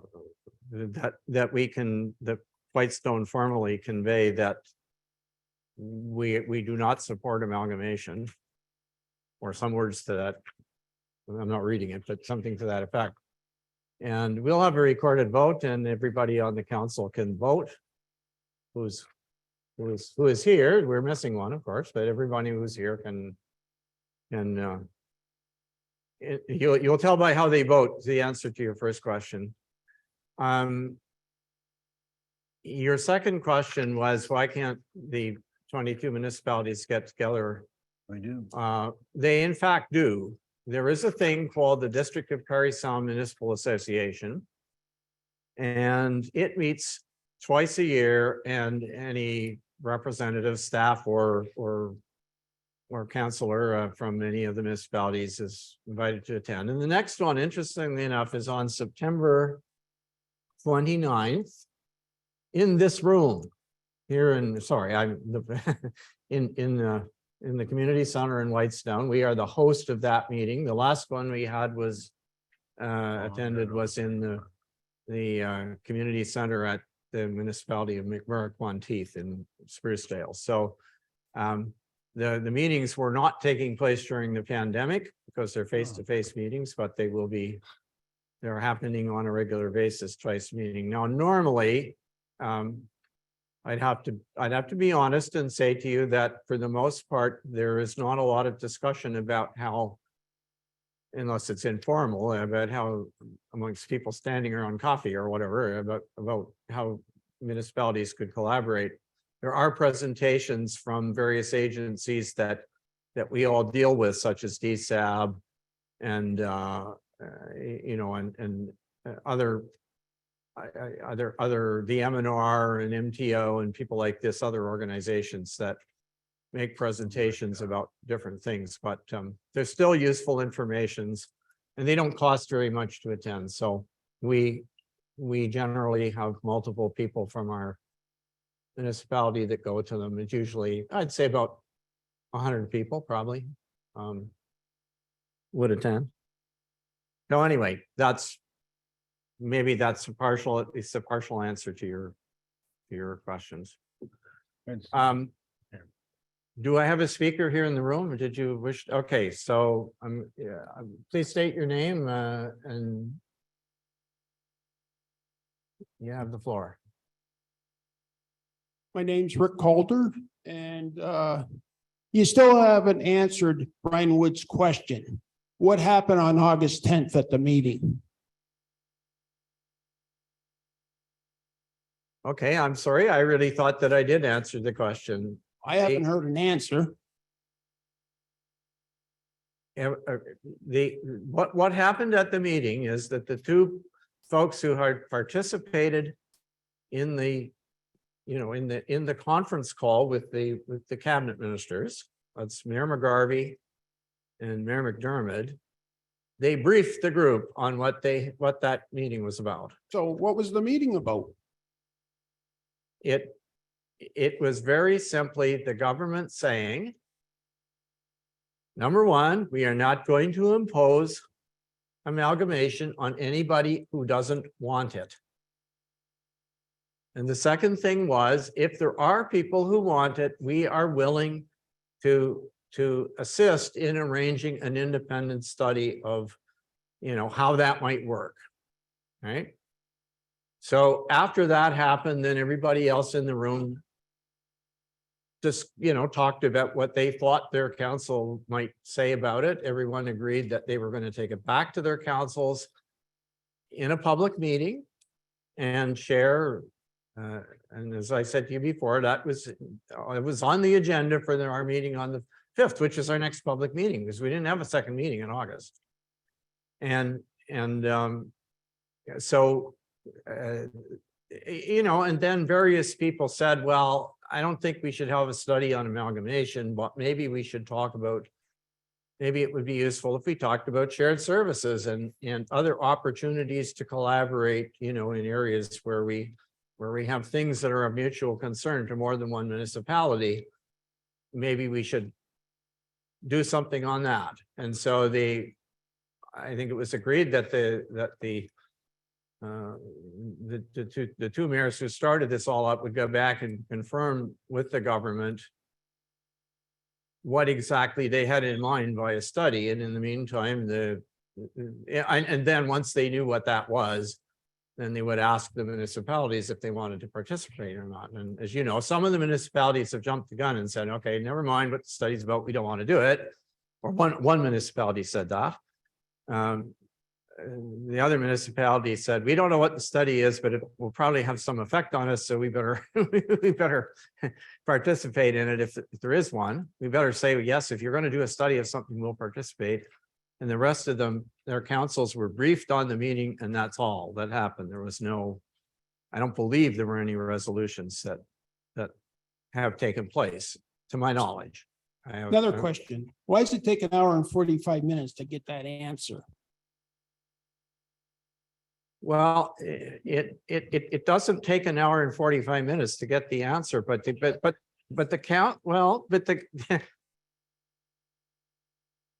the counselors already had that answer, is what I'm telling you.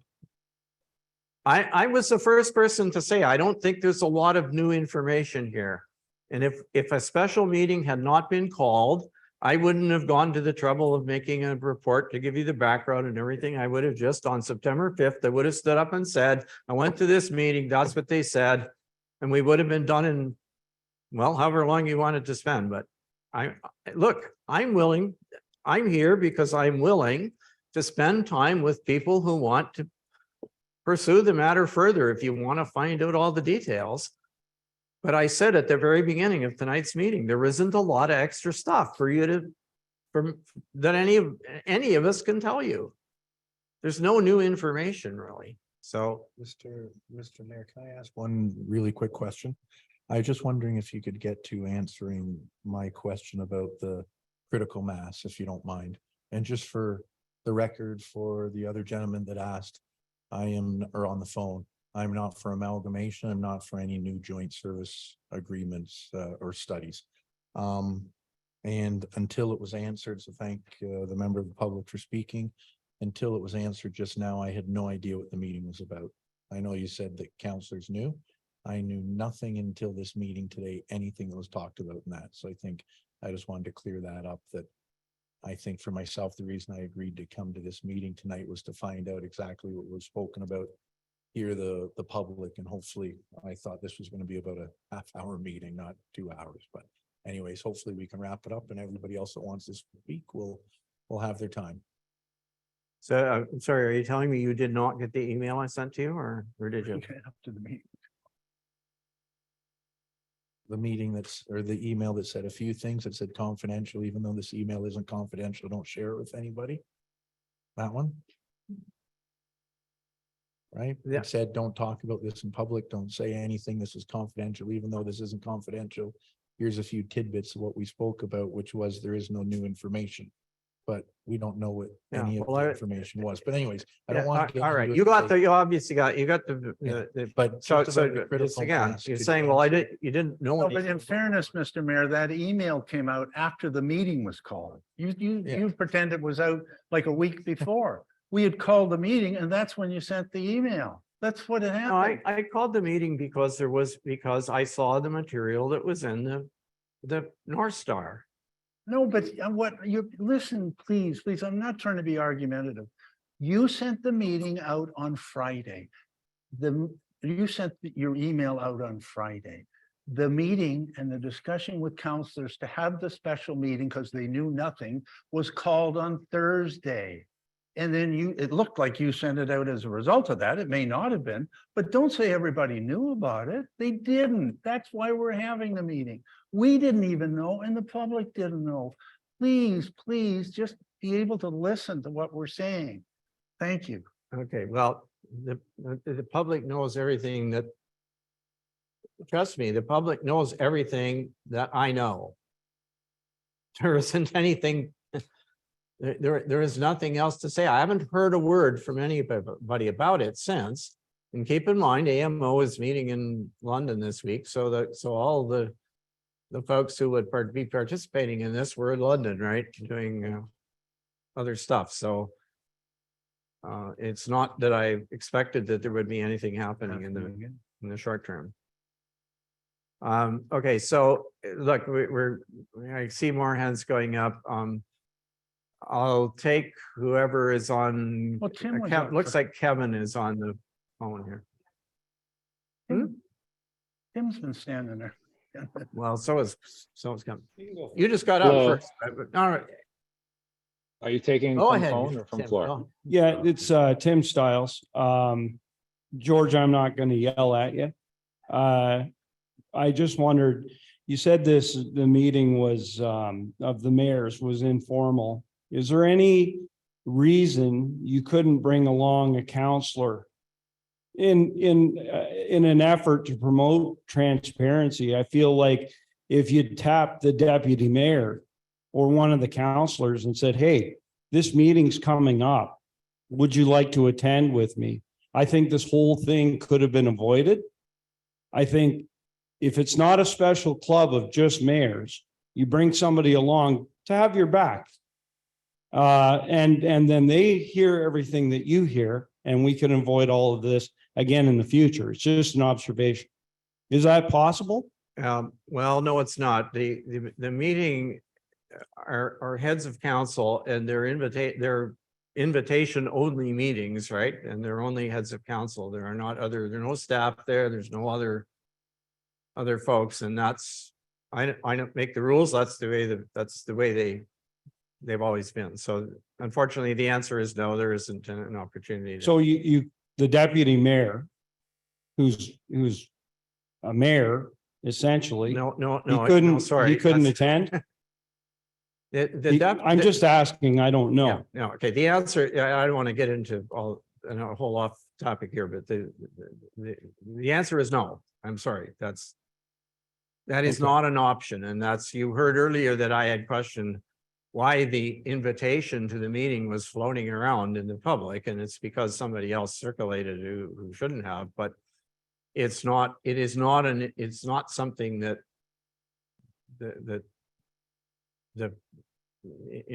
where other counselors or members of the public or other people or staff or anybody else are invited.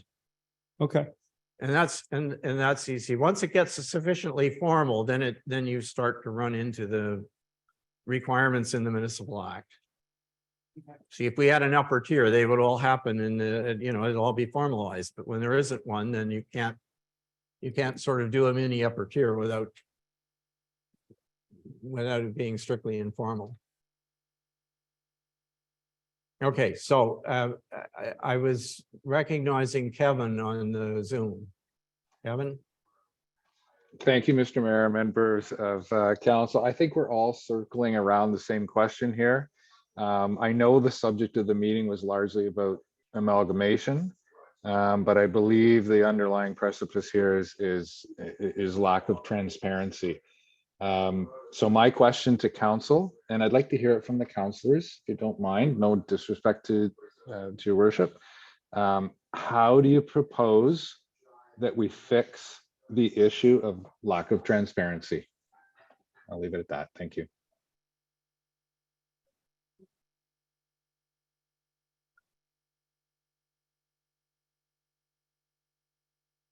Okay, Councillor Lamb has his hand up. Yeah, this is Kevin Casimitry, by the way, as if I recognize the voice, right, Kevin? Kevin, can you hear me? Yes, it is. I Okay, put thank myself on mute. Yeah, thank you. There's a second motion tonight on transparency, that when we come out of the committee of the whole, there's a couple of motions. One's on amalgamation, one's on transparency, and there'll be debate at council on that. So I guess what I'd say is just hold on a bit, I guess. Thank you. May I, Mr. Mayor, may I answer him if that's possible? Yeah, speaking. Begin with the mic. Yeah, is Yeah. that all right? Yeah. All right, perfect. So I think when it comes to transparency, part of what was spoken to tonight is about amalgamation. But there's lots of other things that, some members of the public might know, some might not know about transparency and other items that have happened or not happened. I don't want to get into them all here. I don't think it's the time. I think we'll lose even more members of the public.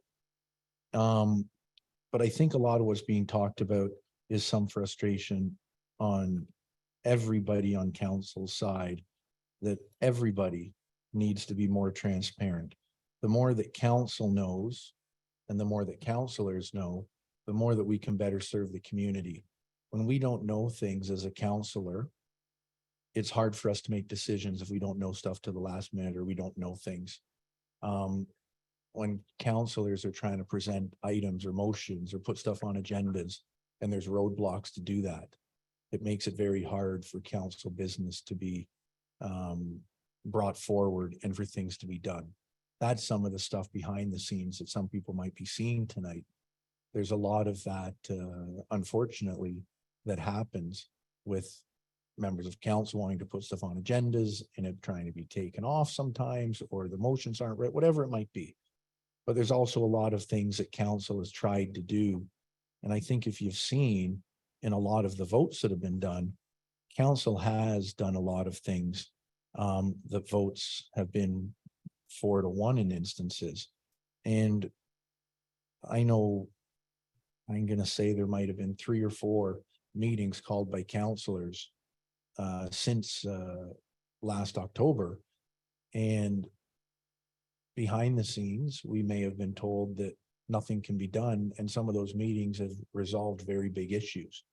And that's all, again, it's all about transparency, trying to know that we know everything we can to do the best for everybody in the public.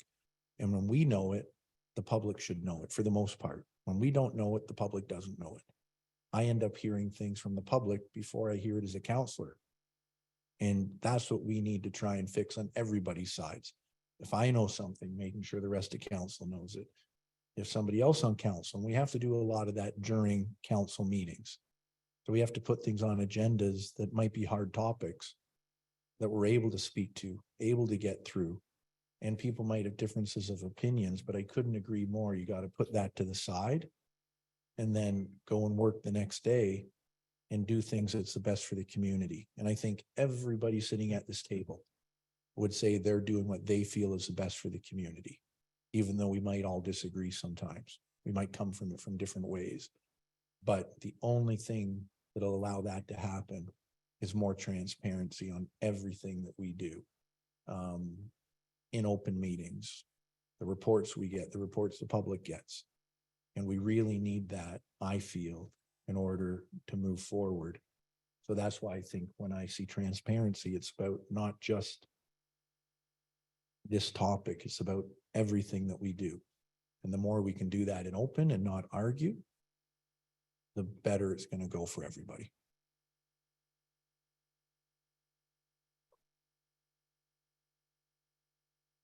You have any comments, Councillor Woods? Thanks, Mr. Mayor. As far as I'm concerned, the one thing that we all need to do is just keep the lines of communication open. And I'll say it till I'm blue in the face. Doesn't matter how you feel about me, call me. You can scream at me, you can tell me I'm awesome. As long as we're talking, it's a good thing. Unfortunately, that's left up to each individual member. I've tried to talk to everybody. I always do. My phone's always on. I might miss you, but leave me a message and I'll get back to you. And even if it's a hard discussion, I'm going to give you the God's honest truth as I see it.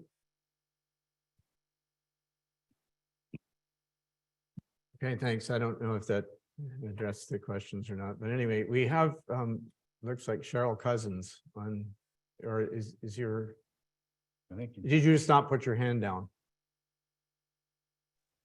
No, yes, you answered my first two questions fairly well. The third question was, I think the ratepayers of this municipality want to hear more working together from our councillors that we voted in. We don't want to hear the sniping. We don't want to hear the back and forths. We don't want to hear the personal vendettas. We want to hear what's best and what the ratepayers of this municipality want. We don't want to hear school ground backdoor items. We want for the rest of the councillors to work together as adults and not with the back and forth and the personal things. We need done what needs to be done for this municipality.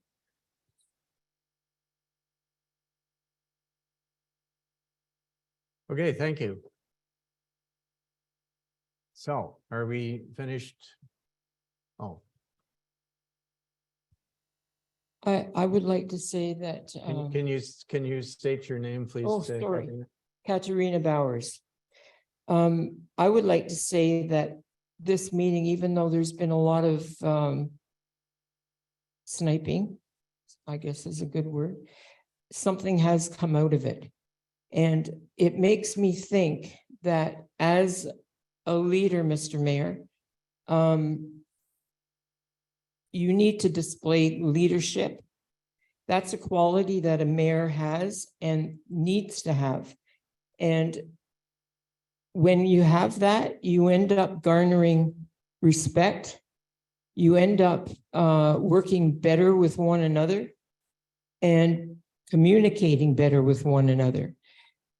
This has all been about a lack of communication, and it doesn't have to be that way. Everybody needs to be a little bit more open and not play it so close to the vest. Not everything here is a secret, and things need to be talked about. You ran, everybody ran on a program of accountability, transparency and integrity. And I feel for going forward, this would be really good to think about those three things, and especially leadership on your part, Mr. Mayor. Thank you. How are you going to fix that? I should have asked a question. My question is, how are you going to repair this? How are you going to go forward so that we don't have all this infighting?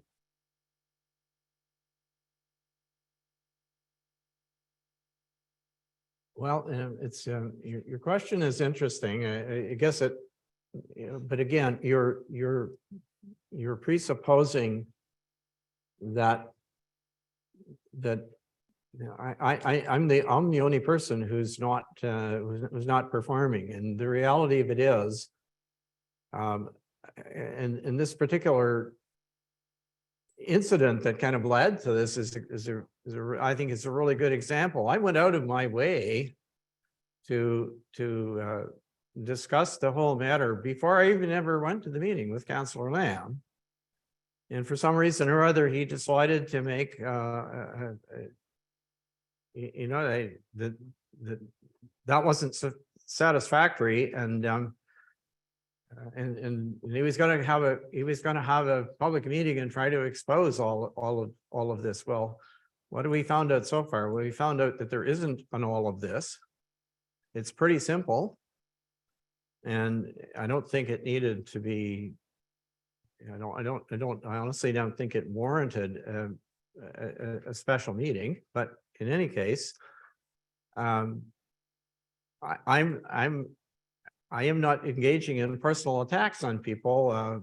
Other people on the council are, and I don't know what to do about that. I mean, I can't, there isn't any, I don't have any tricks in my book. My phone is on all the time. If people have something that they want to raise with me, if they have a concern or an issue, they can call me. I don't care if they're ratepayers or members of council or who they are.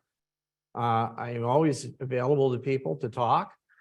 And I do my best to try to make our time in council meetings productive, and to make sure that everybody has all the facts they need to make decisions. And for the most part, I think we do make good decisions.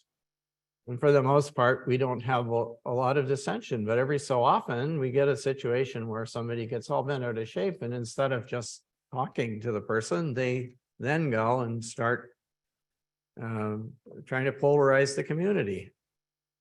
That isn't me. I didn't do that. I mean, sorry, but I can't sit here and take responsibility for it because I didn't do it. I didn't cause that particular problem in the first place. I did everything that I felt was reasonable and appropriate to keep everybody informed about what was going on.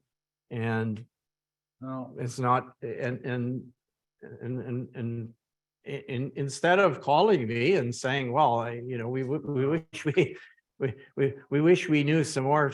If they wanted to know sooner what had happened at the meeting, they could have. We already had an agreement. We weren't going to have any more meetings in August. So, but I would have happily explained it, or I would have sent a memo to the council. I would even have called a special meeting if I thought there was a feeling for doing that. But instead of doing that, without not a word to me, nobody said a word to me. They just went ahead and said, but we're petitioning a meeting. That is a de facto act of hostility on their part, not on my part. I didn't do it. Mr. Mayor, please let me respond. And I know people are going to say you're sniping, but you've just taken a whole bunch of shots at me, okay? And they're inappropriate, okay? If people go back and listen to this tape, I told you in the conversation, please get to your council and tell them what happened at this very important meeting. I told you that. And then I went on vacation. You didn't do it. You waited 8 days. There were 2 articles in the newspaper. They were getting calls. You didn't communicate anything. It's like you communicated everything to everyone. That's why your council called a special meeting. And it should be concerning to you that the other 4 people, because Councillor Bray was in on this thing, I guess. Your council wanted this meeting. You didn't want it. The community wanted this meeting when amalgamation is being talked about. You talk as if you're Lily White, and I know that sounds snipping, but you say that I'm up to, all I wanted to do was let people know about amalgamation and make a firm statement in our stance. And that's what we're going to get to in a minute. But don't snipe at me. Don't snipe at me. You say, oh, I haven't done anything. You just did. I didn't do anything untoward. It's your job as the mayor, it's your job as the leader to communicate to your council. You didn't do that. They didn't know anything. This gentleman didn't know anything. They didn't know about a mayor's meeting. They didn't know anything. You knew about it. Did you send the email the day after the meeting and say, here's what happened, amalgamation is that, you didn't do that. You're not Lily White. And I know that sounds snippy, but you're part of the problem and you need to be part of the solution. Because you think it's everybody else around here and you're always right. And that's just not right. I've been on this council for 16 years and I've never seen, I see Mayor Armstrong's wife out there. It never happened when he was mayor. This never happened, this type of thing. And anyway, I'll leave it at that, but don't go snipping at me because you don't want to out debate me because I'll out debate you, sir. Well, folks, you can see what the problem is. Yes, I can. It's you. It's you. No. Yes, it is, sir. It's you. Well, okay, it's, Who thinks it's the mayor? yeah, well, yeah. And who, yeah, well, you are out of order. Who thinks it's Councillor Lamb's the problem? He's the next mayor. Don't you listen to your ratepayers? Don't you listen? If the 100 were You- here, you- they'd all say the same thing. You stirred them up, Joe, and I, no, by what, calling a meeting, George? no, by. You wanted to keep it And secret. correspondence Let's keep it secret. on Facebook and various other things. You think I don't see what's going on? Look, Well, you should go on Facebook and tell I- people more. listen, when there is a meeting like this, the first people to know what went on is the council. If I go and, I could put something on the public website and tell everybody.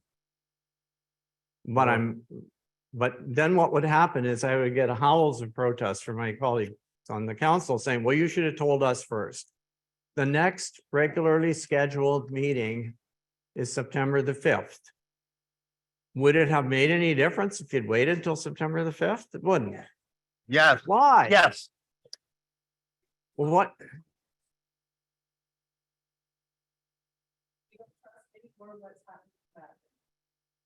Well, I don't know. I mean, I guess if council agrees that we can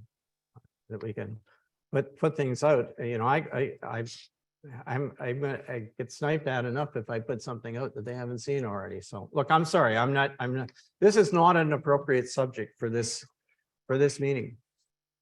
It's not happening. Okay, so I'm gonna take one more question and then we're gonna go into we're gonna go back out of committee of the whole and finish this meeting because we. Can I ask a quick question? Sorry, I'm sorry, there is somebody on the, there is somebody at the podium here now with a question. Okay, sorry. My name is Sharon Calder. A question and a point. And this is a representation of the group. As in any business, there is a head, being the president, the CEO, whatever it may be. George is that person. The rest of are the people who assist in running the company, if you want to call it in that respect. So the mayor is going out with the other mayors or the other businesses and making determinations of what potentially could be happening with the companies. We want to call it that way. And then he comes back. Anything that's relevant, obviously, we'll discuss it amongst his council. I unfortunately do not know, my arrogant in that respect, as to when you guys have meetings. Is it on a daily basis? Do you only get together once in a blue moon, like once a month or twice a month in public, or do you talk every day? So as a business, you have to, it all goes downhill in the sense you've got your instructions from your top, and then it goes downward as to let's get this taken care of, all of these issues. So I don't condone the mayor, but I don't agree with everything that he's done either. So the other thing is, the question that I have was, who asked for the meeting with the province? Did Mayor McGarvey and Mayor McDermott ask for it and they invited the other mayors? The province asked for, initiated it. The province initiated it. So who would have put that into their thought process? Whatever, McGarvey maybe? It was the statements that were made publicly back at the start of the summer around the time of Phonom, and they were also in the So our it's start. just a conversation over coffee and then it went from there. Well, no, Mayor McGarvey was interviewed after phone on. I think it was after. I think I saw him being interviewed actually. And a report was then written up saying, Perry Sound Mayor calls for amalgamation or whatever. Which I don't think was new information to most people, but Nobody else. but the province, because the province wanted to clarify a position which the premier had articulated in response to a different request down in York Region, right? A very different situation. But he said, no, we are not going to force anybody to amalgamate. So the Minister of Municipal Affairs and Housing was essentially repeating that, and he wanted to get that sort of on the record. And he also wanted to say to Mayor McGarvey and others, look, if there is an appetite for amalgamation in West Parry Sound or elsewhere in Parry Sound District, if municipalities come to us and say, yes, we would really like to be amalgamated with the municipality next door, then they would entertain that, and they would do whatever they could to help them sort it out. So, so that was the they just wanted to convey that message to try to cool the discussion down, I think. And I believe they did. I mean, I think they did cool the discussion down. Mr. Mayor, would I be able to comment back on the question? Yeah, I guess so. Thanks. Sure. I think a couple things that we have to think about the head of council and council as a whole is, I know Councillor Bray's away today, but each councillor gets one vote. It's not, I get 3 votes and Councillor Woods gets 5. The mayor gets 1, each councillor gets 1. That's all. We're all equal in voting. And I have a couple quotes here, but the council as a whole is the directing mind of the municipality, not an individual member. That's what we all want to see. And I think it's good to understand that, as the head of council, you're kind of also called the CEO, right? If you're the head of council, chief executive officer, and that's to uphold and promote the purpose of the municipality, promote public involvement in municipal activities, act as representative or promote the municipality locally, nationally, internationally, participate in and foster activities that enhance the economic, social, and environmental well-being of the community. That's the role of the CEO of a municipality. And this is a big thing that I think we all understand. The head of council is a CEO, like a company. That's why I was answering it the way you said it. Isn't the CEO of a company, it's a municipality. So there's some big differences. And one of the big differences, the head of council does not have the same powers as the CEO of a corporation. More specifically, unlike a corporate CEO, the head of council does not have any powers to commit the municipality to anything unilaterally, because it comes back to, we each only have 1 vote. That's it. He's the representative of that person is the representative of that. Correct. And that's where when George went, he was representing the municipality in that. Bring it back, let us know what we're doing today, right? That was him fostering and doing all these things. So there's many things, activities like that, the mayor will go out, get information. And that's what we're saying, when that comes back, it's great to know that information back. But I'm assuming that the majority have other jobs, right? You have other full-time jobs. This isn't your full-time job. Or I don't know about. I don't.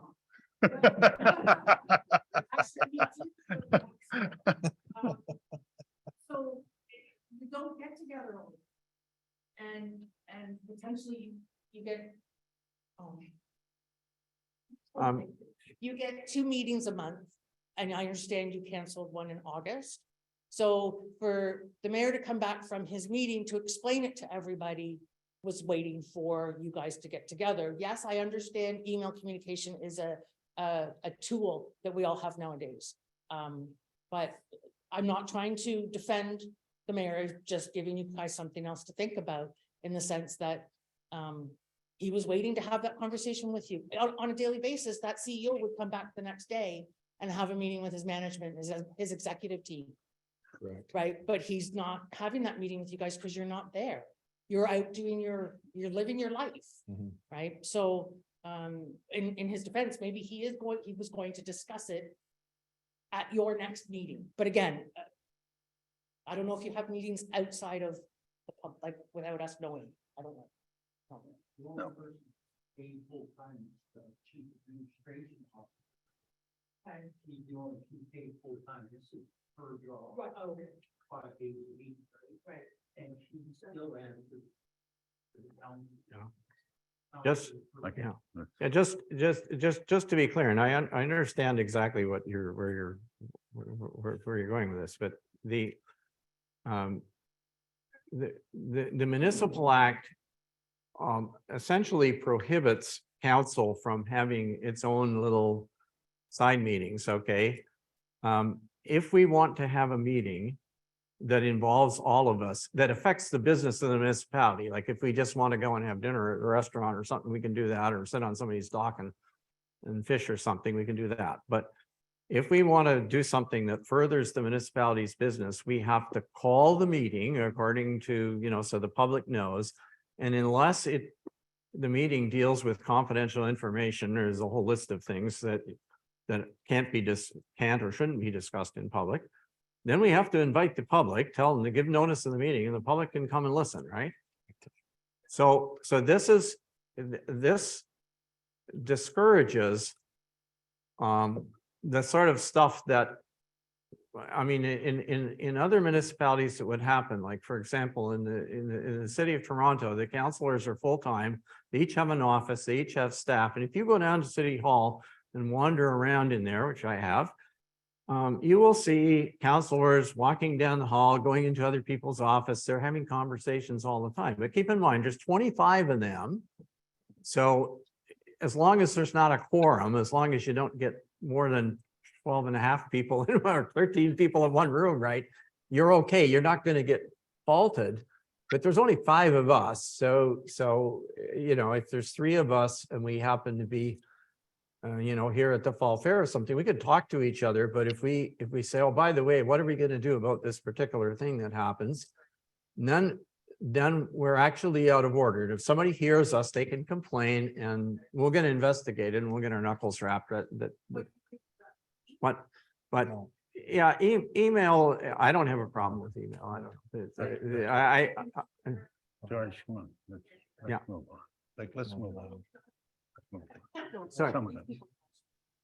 Oh, all right. So anyway, look, we shouldn't, I apologize. We shouldn't be getting into.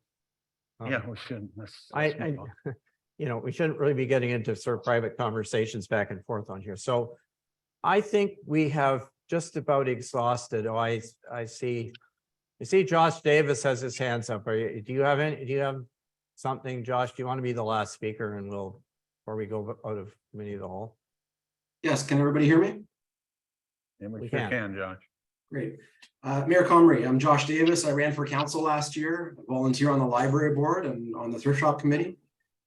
I'm listening to this conversation tonight, and I hear you saying that you don't think anything was withheld from council or the community. And from your presentation, I agree that's likely the case. But I want to speak just for a moment to a point that several community members have raised tonight, which is leadership. And most importantly, how does an effective leader communicate? I'm reminded of something my first boss once told me, which is that when it comes to leadership, there's no such thing as over communicating. And in my opinion tonight, it sounds like this entire meeting could have been avoided by summarizing in an email to council after your meeting with the mayors what had happened and just letting them know that nothing came from it. And I sympathize with council's frustration in that regards.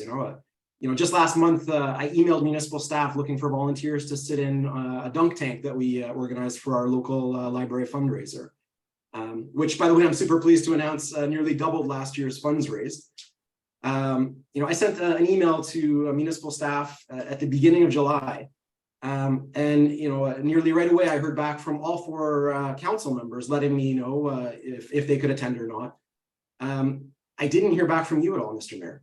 And that was really disappointing. You know, I understand things can get busy and that emails get lost, but after tonight, I hope you can understand why I worry that communication isn't being handled effectively at the highest level right now. So that's something I hope that at the end of this meeting, you know, you'll take away and that everybody will take away and say, how can we do a better job of communicating as a community? Thank you.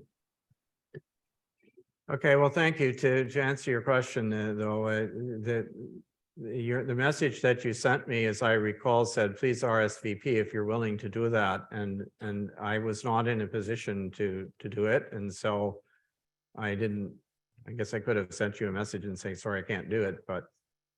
That would have been nice. And I think, again, there's no such thing as over communicating. And if there's ever a question, I wasn't able to, so I thought, well, he's not going to, at least if you're planning on how many people you're going to have or whatever, you wouldn't count me in. So anyway. I just have a But comment. I apologize. I could have probably sent you a message when I saw it. At the time I saw it, actually, I wasn't sure if I was going to be available to do it or not, but I appreciate that. So. I think it I just just want to tell everybody, I went in the dunk tank and I think made $300 in 20 minutes. So So thank you for that explanation, Mr. Mayor. Thank you. All right. So, all right. Can So I think sorry. now if Can I- it's all right, maybe we could get a motion to move him back out of committee of the Can I whole. just make one comment? Sorry, it's Cheryl Cousins. Oh, sorry. Your I know. email is being used for your. Yeah, no, your it's Zoom's being used actually- by two people, so I thought you just left your hand up. No, it's Or- okay. It's actually Cheryl now. It's not my husband. Yeah, I was- I understand. It's just one suggestion that I'm gonna like put out there. I think like in regards to transparency, I think a big thing would be to have policies and procedures, like written policies and procedures as to how to handle things, like basically some sort of guidelines that counselors can follow and yourself, like in regards to, you know, certain meetings with respective stakeholders and that, and how you communicate, what you communicate and that kind of thing. And there's not, so then it's not just kind of left to, you know, what to do in that moment kind of thing. That's just my suggestion. Okay, thank you. All right, can we get a motion to reconvene to regular session, please? I'll Moved make by the- I'll make Councillor the Wood. motion. I'm sorry? I'll make the motion. Oh, Councillor Woods was first, but you can second if you like. I'll certainly second. Thank you. Um, Just so everyone knows, we're now finished the public part. The rest of it's up to council. So You don't have to leave, though, if you don't want to. You can say it. the important part of the motions is coming. So All right, so a motion to convene is on the floor. Those we can take the vote. All those in favor? Okay, we're back in regular session. Let me see, whereas. Now, there are well, there are really four motions here, but the first one is simply that the Council of the Municipality of Whitestone receives for information the PowerPoint presentation, The Future of West Parry Sound of Whitestone Perspective, presented by Mayor Comrie. I guess you can defeat it if you want, but it's a little late, right? But I'll make that motion. moved by Councillor Lamb, seconded by Councillor Woods. All those in favor of what we've already done. Okay, thank you. So that's that one. Motion number two. I would suggest that we separate this into two motions, frankly. The first one, because there were really two issues here. I'll read it to you. It says, whereas the mayors of Parry Sound and Seguin met with MPP Stephen Clark and MPP Graydon Smith on August 3rd, 2023 to discuss opportunities associated with regional amalgamation of West Prairie Sound area municipalities, and whereas the mayors of the West Prairie Sound District met on August 10th, 2023 in the Seguin offices to discuss regional amalgamation. And whereas it is our understanding that the province has stated that no municipality will be forced to amalgamate with any other municipalities without permission and agreement. And whereas there was discussion of whereas there was discussion of an independent third-party study of shared services and governance of the 7 area municipalities, which will be funded by the province. Whereas the study was to include asset management, shared services, human resources, taxation, bylaws, etc. And okay, there's no and. Therefore, be it resolved that the municipality of Whitestone has no interest in amalgamating with any other municipalities, as we see no economic benefit to amalgamation, which would only result in higher taxes and reduced services for Whitestone ratepayers. And that the municipality of Whitestone, I would like to pull this piece out for a separate motion and say that, and go to the, I guess the rest of it says that this motion be circulated to the Well, West Prairie. hold on. This is my motion that I made up. You can't, please read the entire motion. You don't get to unilaterally Well, say I'm taking out this out.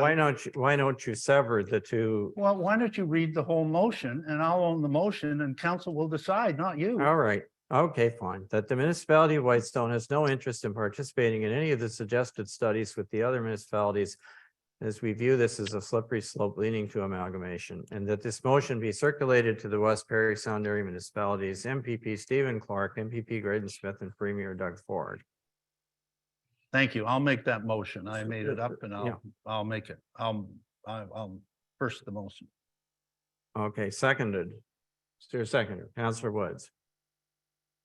Okay, is there any discussion of this motion? Well, I think, yeah, I want to, as a motion, I'll say it. I think we've said it. This is the meat and potatoes of this. I think you lead or you follow, and I see this community is leading. I think it's important that anything to do with amalgamation, that we affirm that we're against it. I agree with the McDougall Council and with Dale Robinson, the mayor, that this idea of shared services and discussions and those sorts of things are a slippery slope to amalgamation, and I don't want us to participate. Doesn't mean we don't collaborate, doesn't mean the mayor doesn't go to the meeting with the other mayors, but we will direct when we want to have shared services. We will not get into big studies and have seats at the table and all this kind of stuff, because I think it's a slippery slope and I think we'll regret it. Not now, maybe, but 3 or 4 years from now. So that's my motion. And I think, you know, the mayor may want to clean a little bit up. I'm not willing to separate it. I think it's a good motion and I think we should pass it. So it says we're not for amalgamation, we're not for a study, and we stood up for Whitestone. So thank you. Are there any other comments? Yeah, I just have about 30 seconds, Mr. Mayor. I'll be supporting this motion. Again, I'm not for amalgamation. I'm not for any large shared services or studies on it. And I just ask if we can do a recorded vote on it when it comes to the vote. Sure. Councillor Woods. Okay, well, I'll explain to you what my concern was with the motion. And this is the first time, I mean, I didn't see the motion until just before the meeting. So, I mean, I didn't have an opportunity to but I point out a couple of things. First of all, there was discussion of an independent the third whereas says where there was a discussion of an independent third-party study of shared services. It's actually the fourth one, but it's the third one on that page 2. It says it is a study of shared services and governance of the 7 area municipalities, which will be funded by the province. I would prefer to change the word to may be funded, because there was no, That's fine. we That's didn't fine. have a That- commitment. Okay. Fine, I agree with that. Thank you. May. That's all. The last whereas is I have to point out to you is pure speculation. We don't know what the study was intended to include. That was not specified. And as I explained to you earlier on, I think there was some discussion amongst the group as to what you know, so I don't know. I just think that when this motion becomes public, assuming we pass it, somebody's going to come back and say, well, where did you get that information from? Because there are no terms of reference at this point in time, and the way that it was left was that if the province said, well, we're willing to entertain a study, but you can change the terms of reference, then there would be some discussion about what the terms of reference were. But it was, I think, clear to everybody that it wasn't it wasn't specific to amalgamation. It was about other opportunities. So I don't know how to address this. I mean, it's just not a if you said might include or something, that would, I guess, would get by, but I don't think it's I don't think that's a factual statement as it is. So the only other problem that I have with this thing is that the resolution says we have no interest in amalgamating. I'm in support of that. You heard that many times. The second part says the municipality has no interest in participating in any of the suggested studies with any other municipalities. I'm not in support of that. I've told you. So that puts me, if these two motions are not severed, that puts me in the position of having to vote against the motion. Fine, do it. Which is, you know, not. So I'm asking for the motion to be severed into the two parts. I am not agreeing to it as as making the motion. I don't know what the seconder. Well, you don't, I'm moving an amendment that it be as an amendment that those parts be severed. Okay, And under most rules of procedure, that is permissible. good. Make the motion. I'm making the motion. Good. Who's going to second the motion for the amendment? I see no one. The amendment dies on the floor. Thank you. Let's move on. Excuse me, Councillor Lambert, you are not the chair. Would you please stop? I'm trying to run. I'm trying to be quick. Hmm? I'm trying to be quick. Well, but no one's seconding your motion. that it isn't up to, I'm the chair. Good. It Then isn't up to you to chair the meeting from that seat over there. I wish it was. Well, I know you wish it was. That's the whole problem that we're dealing with here. Okay, so are there any other comments related to the motion then? All right, we'll call the question. It's a recorded vote.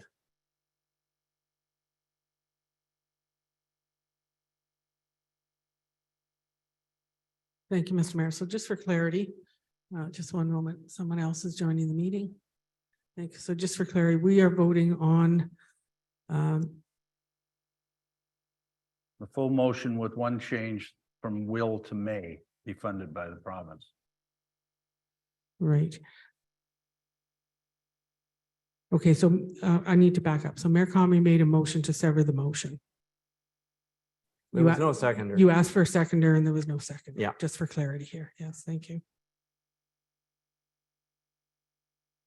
So, correct. We are back to the original motion. Recorded vote requested by Councillor Nash. Councillor Lamb, Yay. Councillor Nash, Yes. Councillor Woods, Yes. Mayor Comrie. No. For the reason I indicated. That motion is carried.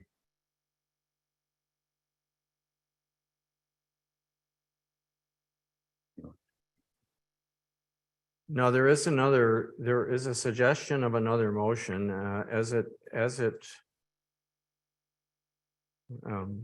the draft that I saw of it shortly, I would have to rule it out of order, but I don't know if Councillor Lamb is wants to modify it or. You wish to make any further motion is my question. Yes, I do. And that's getting into the transparency part of this, and part of the agenda was council transparency. And, so yes, I do want to introduce the motion. There were a couple changes that were made just before the meeting. I think that were handed to you. I think Councillor Nash has the amended motion. He could read it out if you can't read his motion. I don't feel the motion is out of order. It's a discussion, and so let's put the motion on. Is this it in the, in red? I'll ask, yeah, I don't know. Do you want Councillor Nash to read it? It's his writing. Yes, if we could just take one moment, I'll walk through the changes with the mayor. For those of you on Zoom, we're just looking at it at a possibly an amended motion, so please stand by.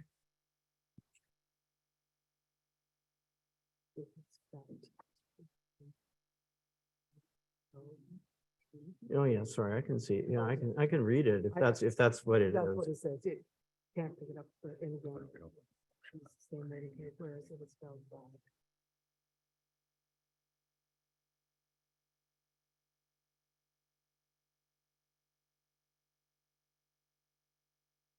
So what is this thing?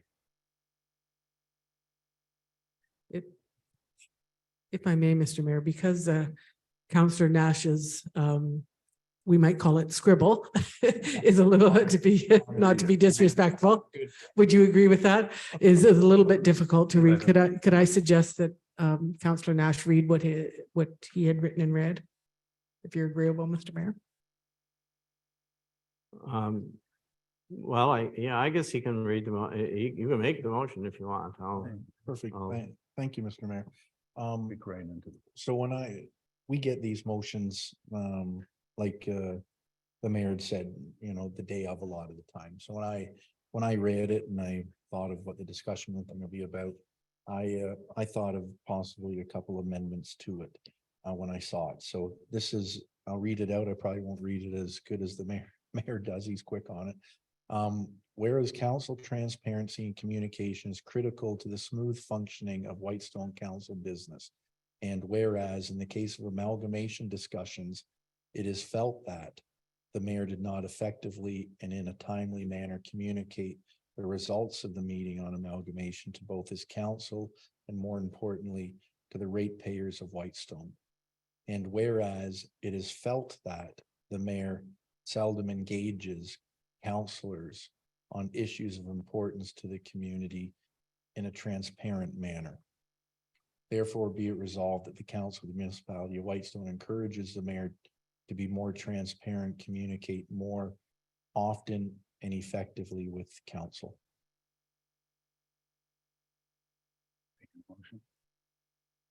Yeah, so now that I've read it, yeah, I'd make that motion if I could. As amended. Do you think you got it all? Sorry for the chicken scratch. I No, tried to no, write it good. Yes, thank you. Thank you, Councillor Nash. Yes, I almost have it here. Just one moment, please. So I have it in writing on the actual motion.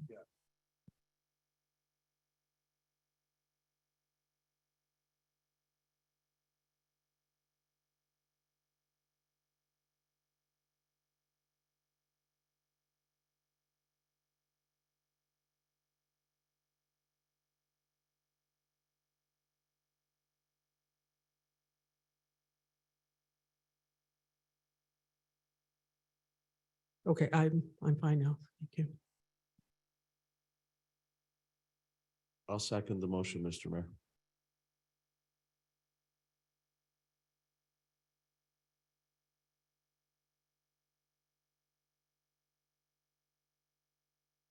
So the mover was Councillor Nash. Councillor Thank you. Nash. Thank you.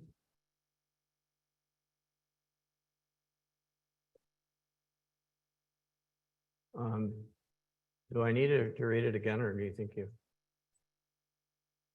I think Councillor Nash did a good job. All right. I've captured. If you've got it, he doesn't speak into the mic all the time. I wonder if the people online know it. So you might, maybe even the CAO could repeat it because your mic comes through really well. Do you think you can repeat it or no? I think. You want to read it, Okay. Madam Clerk? Thank you.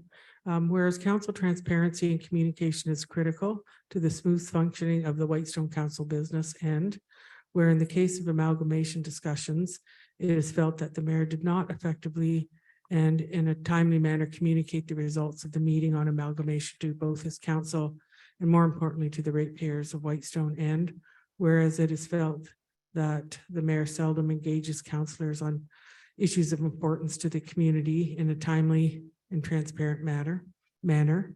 Therefore, be it resolved that the council of the municipality encourages the mayor to be more transparent, communicate more often and effectively with council. Are there any comments from, or anybody else speaking to this or not? Well. Beautiful. You were going to rule it out of order. Is that what you're doing to this motion or not?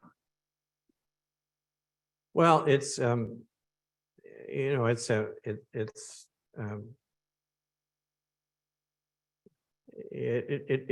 is a borderline attack on the integrity of the office of the mayor, because as I've said very clearly, I felt that the communication that I did with the council was both effective and timely, especially given the constraints under which we operate, So are you going to rule it out of order is the question? Or not? That's the question. Then Well, if you are, we'll just have a vote as to whether it's out of order or not. well, I'm not sure that that's a productive use of our time. But you're the one that brought it up, that you're going to rule the order. I didn't. You said I'm going to rule that No, order. I said I was going to rule you out of order if you made offensive remarks to people. So that's because that's where I assumed you were going at the beginning of the meeting. So, but anyway, that's not. In any case, it's certainly a borderline legitimate motion, but I guess you can ask the question. Well, what do you think it's going to accomplish? I mean, I appreciate the fact that you want to encourage me to be more transparent. That's exactly what I want you to do. But this wasn't. This was, if that's what you wanted, this was not the way to do that. I mean, well, I did it, or we did it anyway. So yeah, I know you did. So And that's can I speak to it? Or are you going to call us out of order? Like, I just want to speak to it, right? Or no?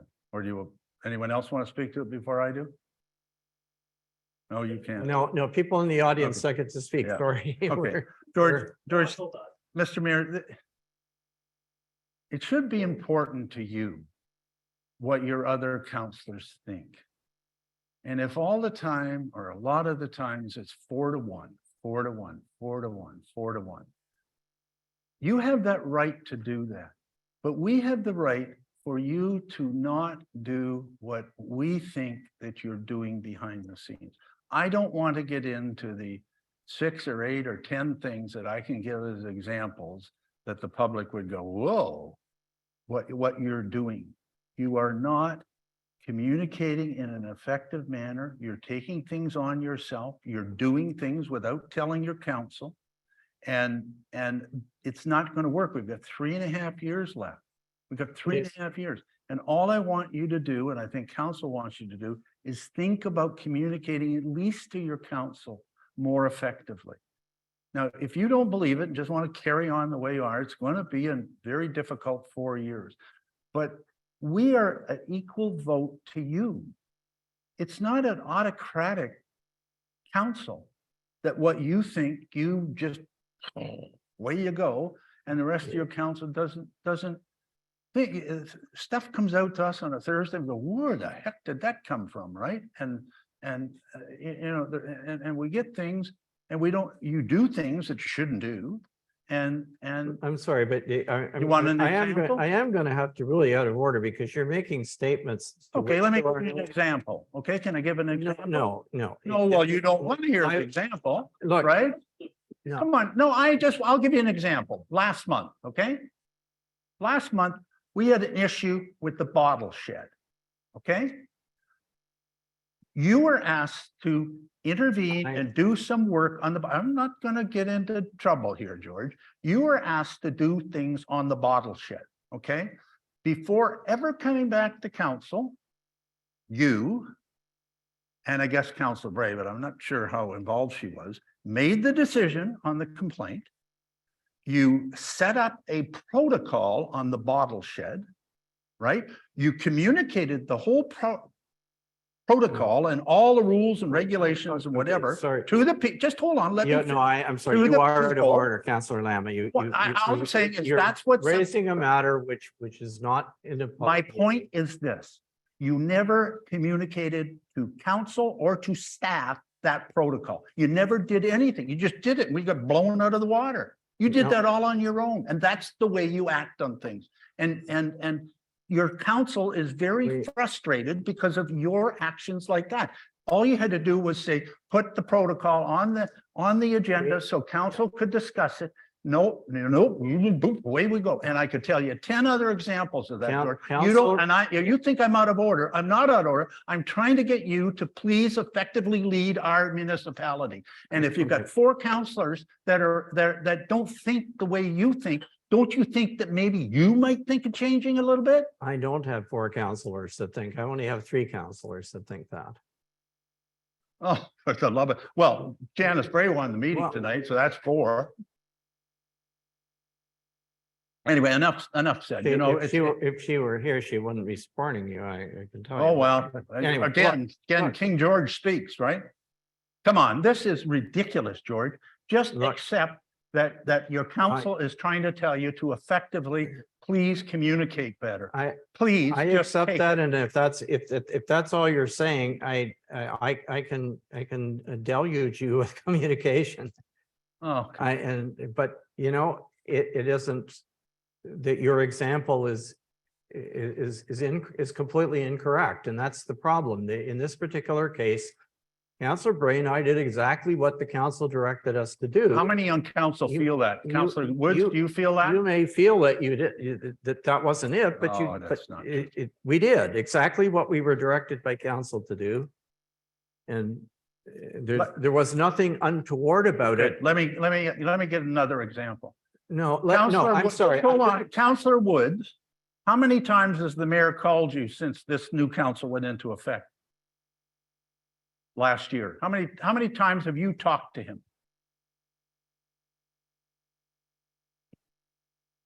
I don't think we have spoke this term of council on the Good. phone. Counselor Nash, how many times in this council has the mayor asked for your advice on any issue?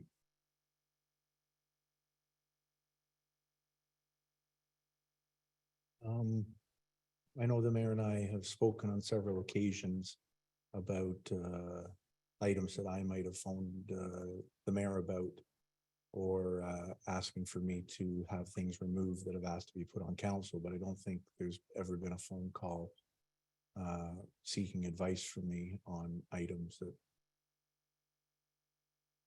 You know, And my point, Mr. Mayor, is that as a leader, you are supposed to individually talk to people, trying to garner consensus on issues, trying to listen to what your counselors are saying, trying to come up with compromise. That's leadership. That's leadership. Leadership isn't the CAO in the company going off and doing whatever the heck they want to do because all the other people are subservient to them. That isn't the way this works.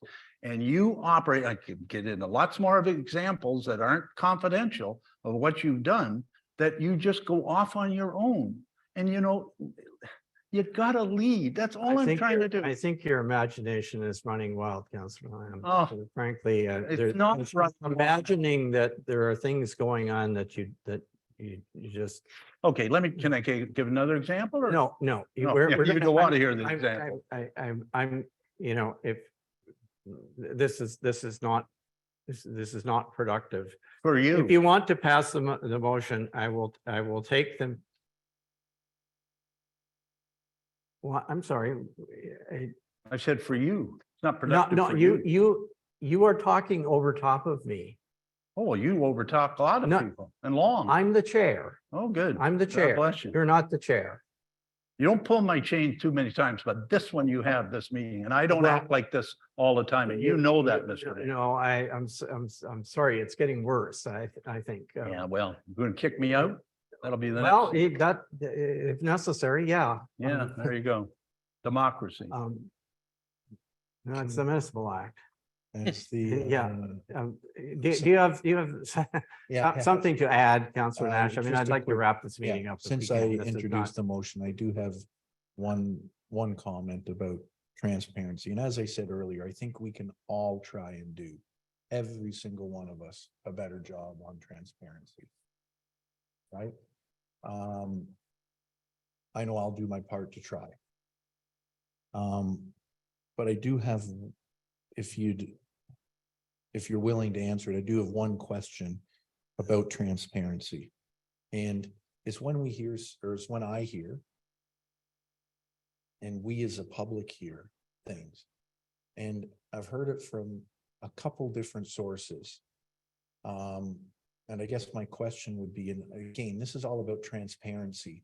And it's hard to get something, to get an answer to and on a meeting. So that this is where it all goes into a big washing machine, just spins every meeting, it seems. But I have heard from a couple people out at the north end of Whitestone that there's a court case on Bolger Lake, and that the mayor is going to be testifying in it. And I sit there and go, well, not that I know of. So I guess I just ask, and without giving anything away, but if we are in a court case, or if I was being a witness to something, or if the mayor was being a witness to something, I would assume that we as council would have to know about that. But I guess my question is, are we as a municipality sending somebody as a witness to something out at Bolger Lake in a court case? And if so, I'd ask that it be put on closed session so we can get the full update and make sure that we're doing it correctly as a municipality. Okay, well, the answer is no. And I mean, if that were the case, of course, we wouldn't be talking about it in this meeting, but that there is a court case, but that's not, I guess that's public information, but it's not, I have nothing that I could report to you about the status of it. It's been going on for ages. I suppose theoretically I could be called as a witness, but I wouldn't be called as a witness on behalf of the municipality. I'd be called on behalf of myself personally, because I have knowledge of the matter, but But I guess. I doubt that, I doubt that that's going to happen. I think it will eventually disappear, but right now it's before the courts. And so anything that I do know about it, I could not comment to you, as you'll appreciate. Yeah, but And it doesn't involve the municipality in any way, shape or form. It's okay, not. the and I guess municipality's- that's part of my, I No. don't want to get into a debate, but that's part of my thing.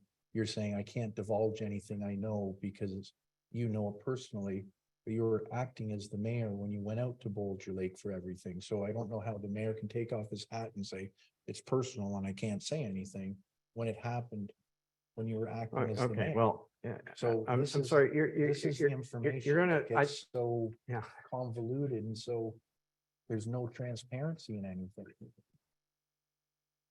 Well, that's just a bad example, and I think that's part of the problem, that I think you it's a don't, great you perhaps example. don't understand the some legal constraints and so on. But I mean, if the municipality was involved in any way in it, I would brief and when the whole thing started, I did brief council, but I briefed them, and it was before you were on it. I briefed them in camera, because we can't, even though it's not our court case, I'm not, it's not appropriate for me to sort of try to prejudice, to potentially prejudice somebody's court case by discussing it publicly. So anyway, there isn't, it's again, it's an example of what I'm trying to say. There isn't anything that the council needs to know, or there's nothing to tell you and there's nothing to tell the public about it. This eventually it'll get resolved some way or other. And I will be happy to let the council know, because I let them know that it was starting when it started. But, okay, but we and- as council, a municipality, have not been called as a witness, and George, as a personal individual, has not been called. No, I as a haven't. witness. Okay, I haven't. that was all I needed. to Well, know. that's isn't that what I said? And you kept probing, trying to No, get. you said maybe. you as a know, personal, anyways, yes. thank anyway, you for look, the answer. I um, appreciate it. If I think we've spent long enough on Well, this. Councilor Woods hasn't said anything. Sorry, did you have a comment? Yes, sir. Sorry, I didn't mean to cut you off.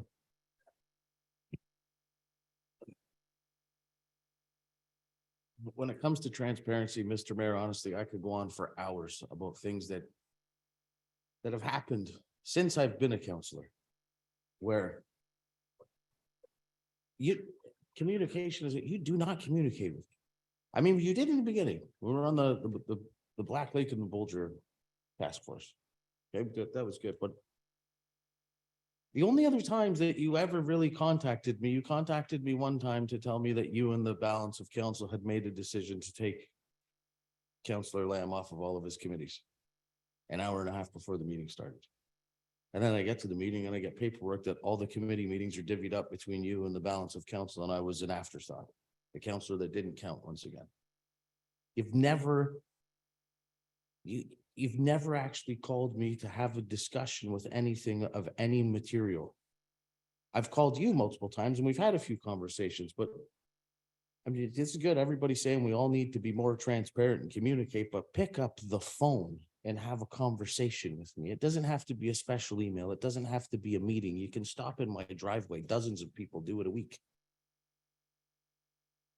Okay, I hear you, and I will commit to doing that, okay? It's extremely frustrating. If that's to me. what's frustrating you, I can believe me, fix that, okay? That's the point of the motion. I don't have any, I said to you before, I don't have any problem talking to anybody about whatever concerns you might have, especially counselors. But Good. I mean,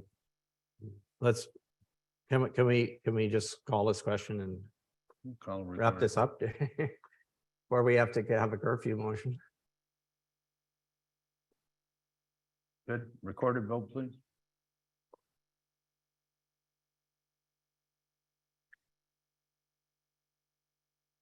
Thank you, Councillor Lamb, Yes. Councillor Nash, Yes. Councillor Woods, Yes. Mayor Comrie. Sure, why not? I'll be more transparent. I will be more, I will try to be more transparent. And so hey, at least communicate more often. Thank you. How about that? That's good.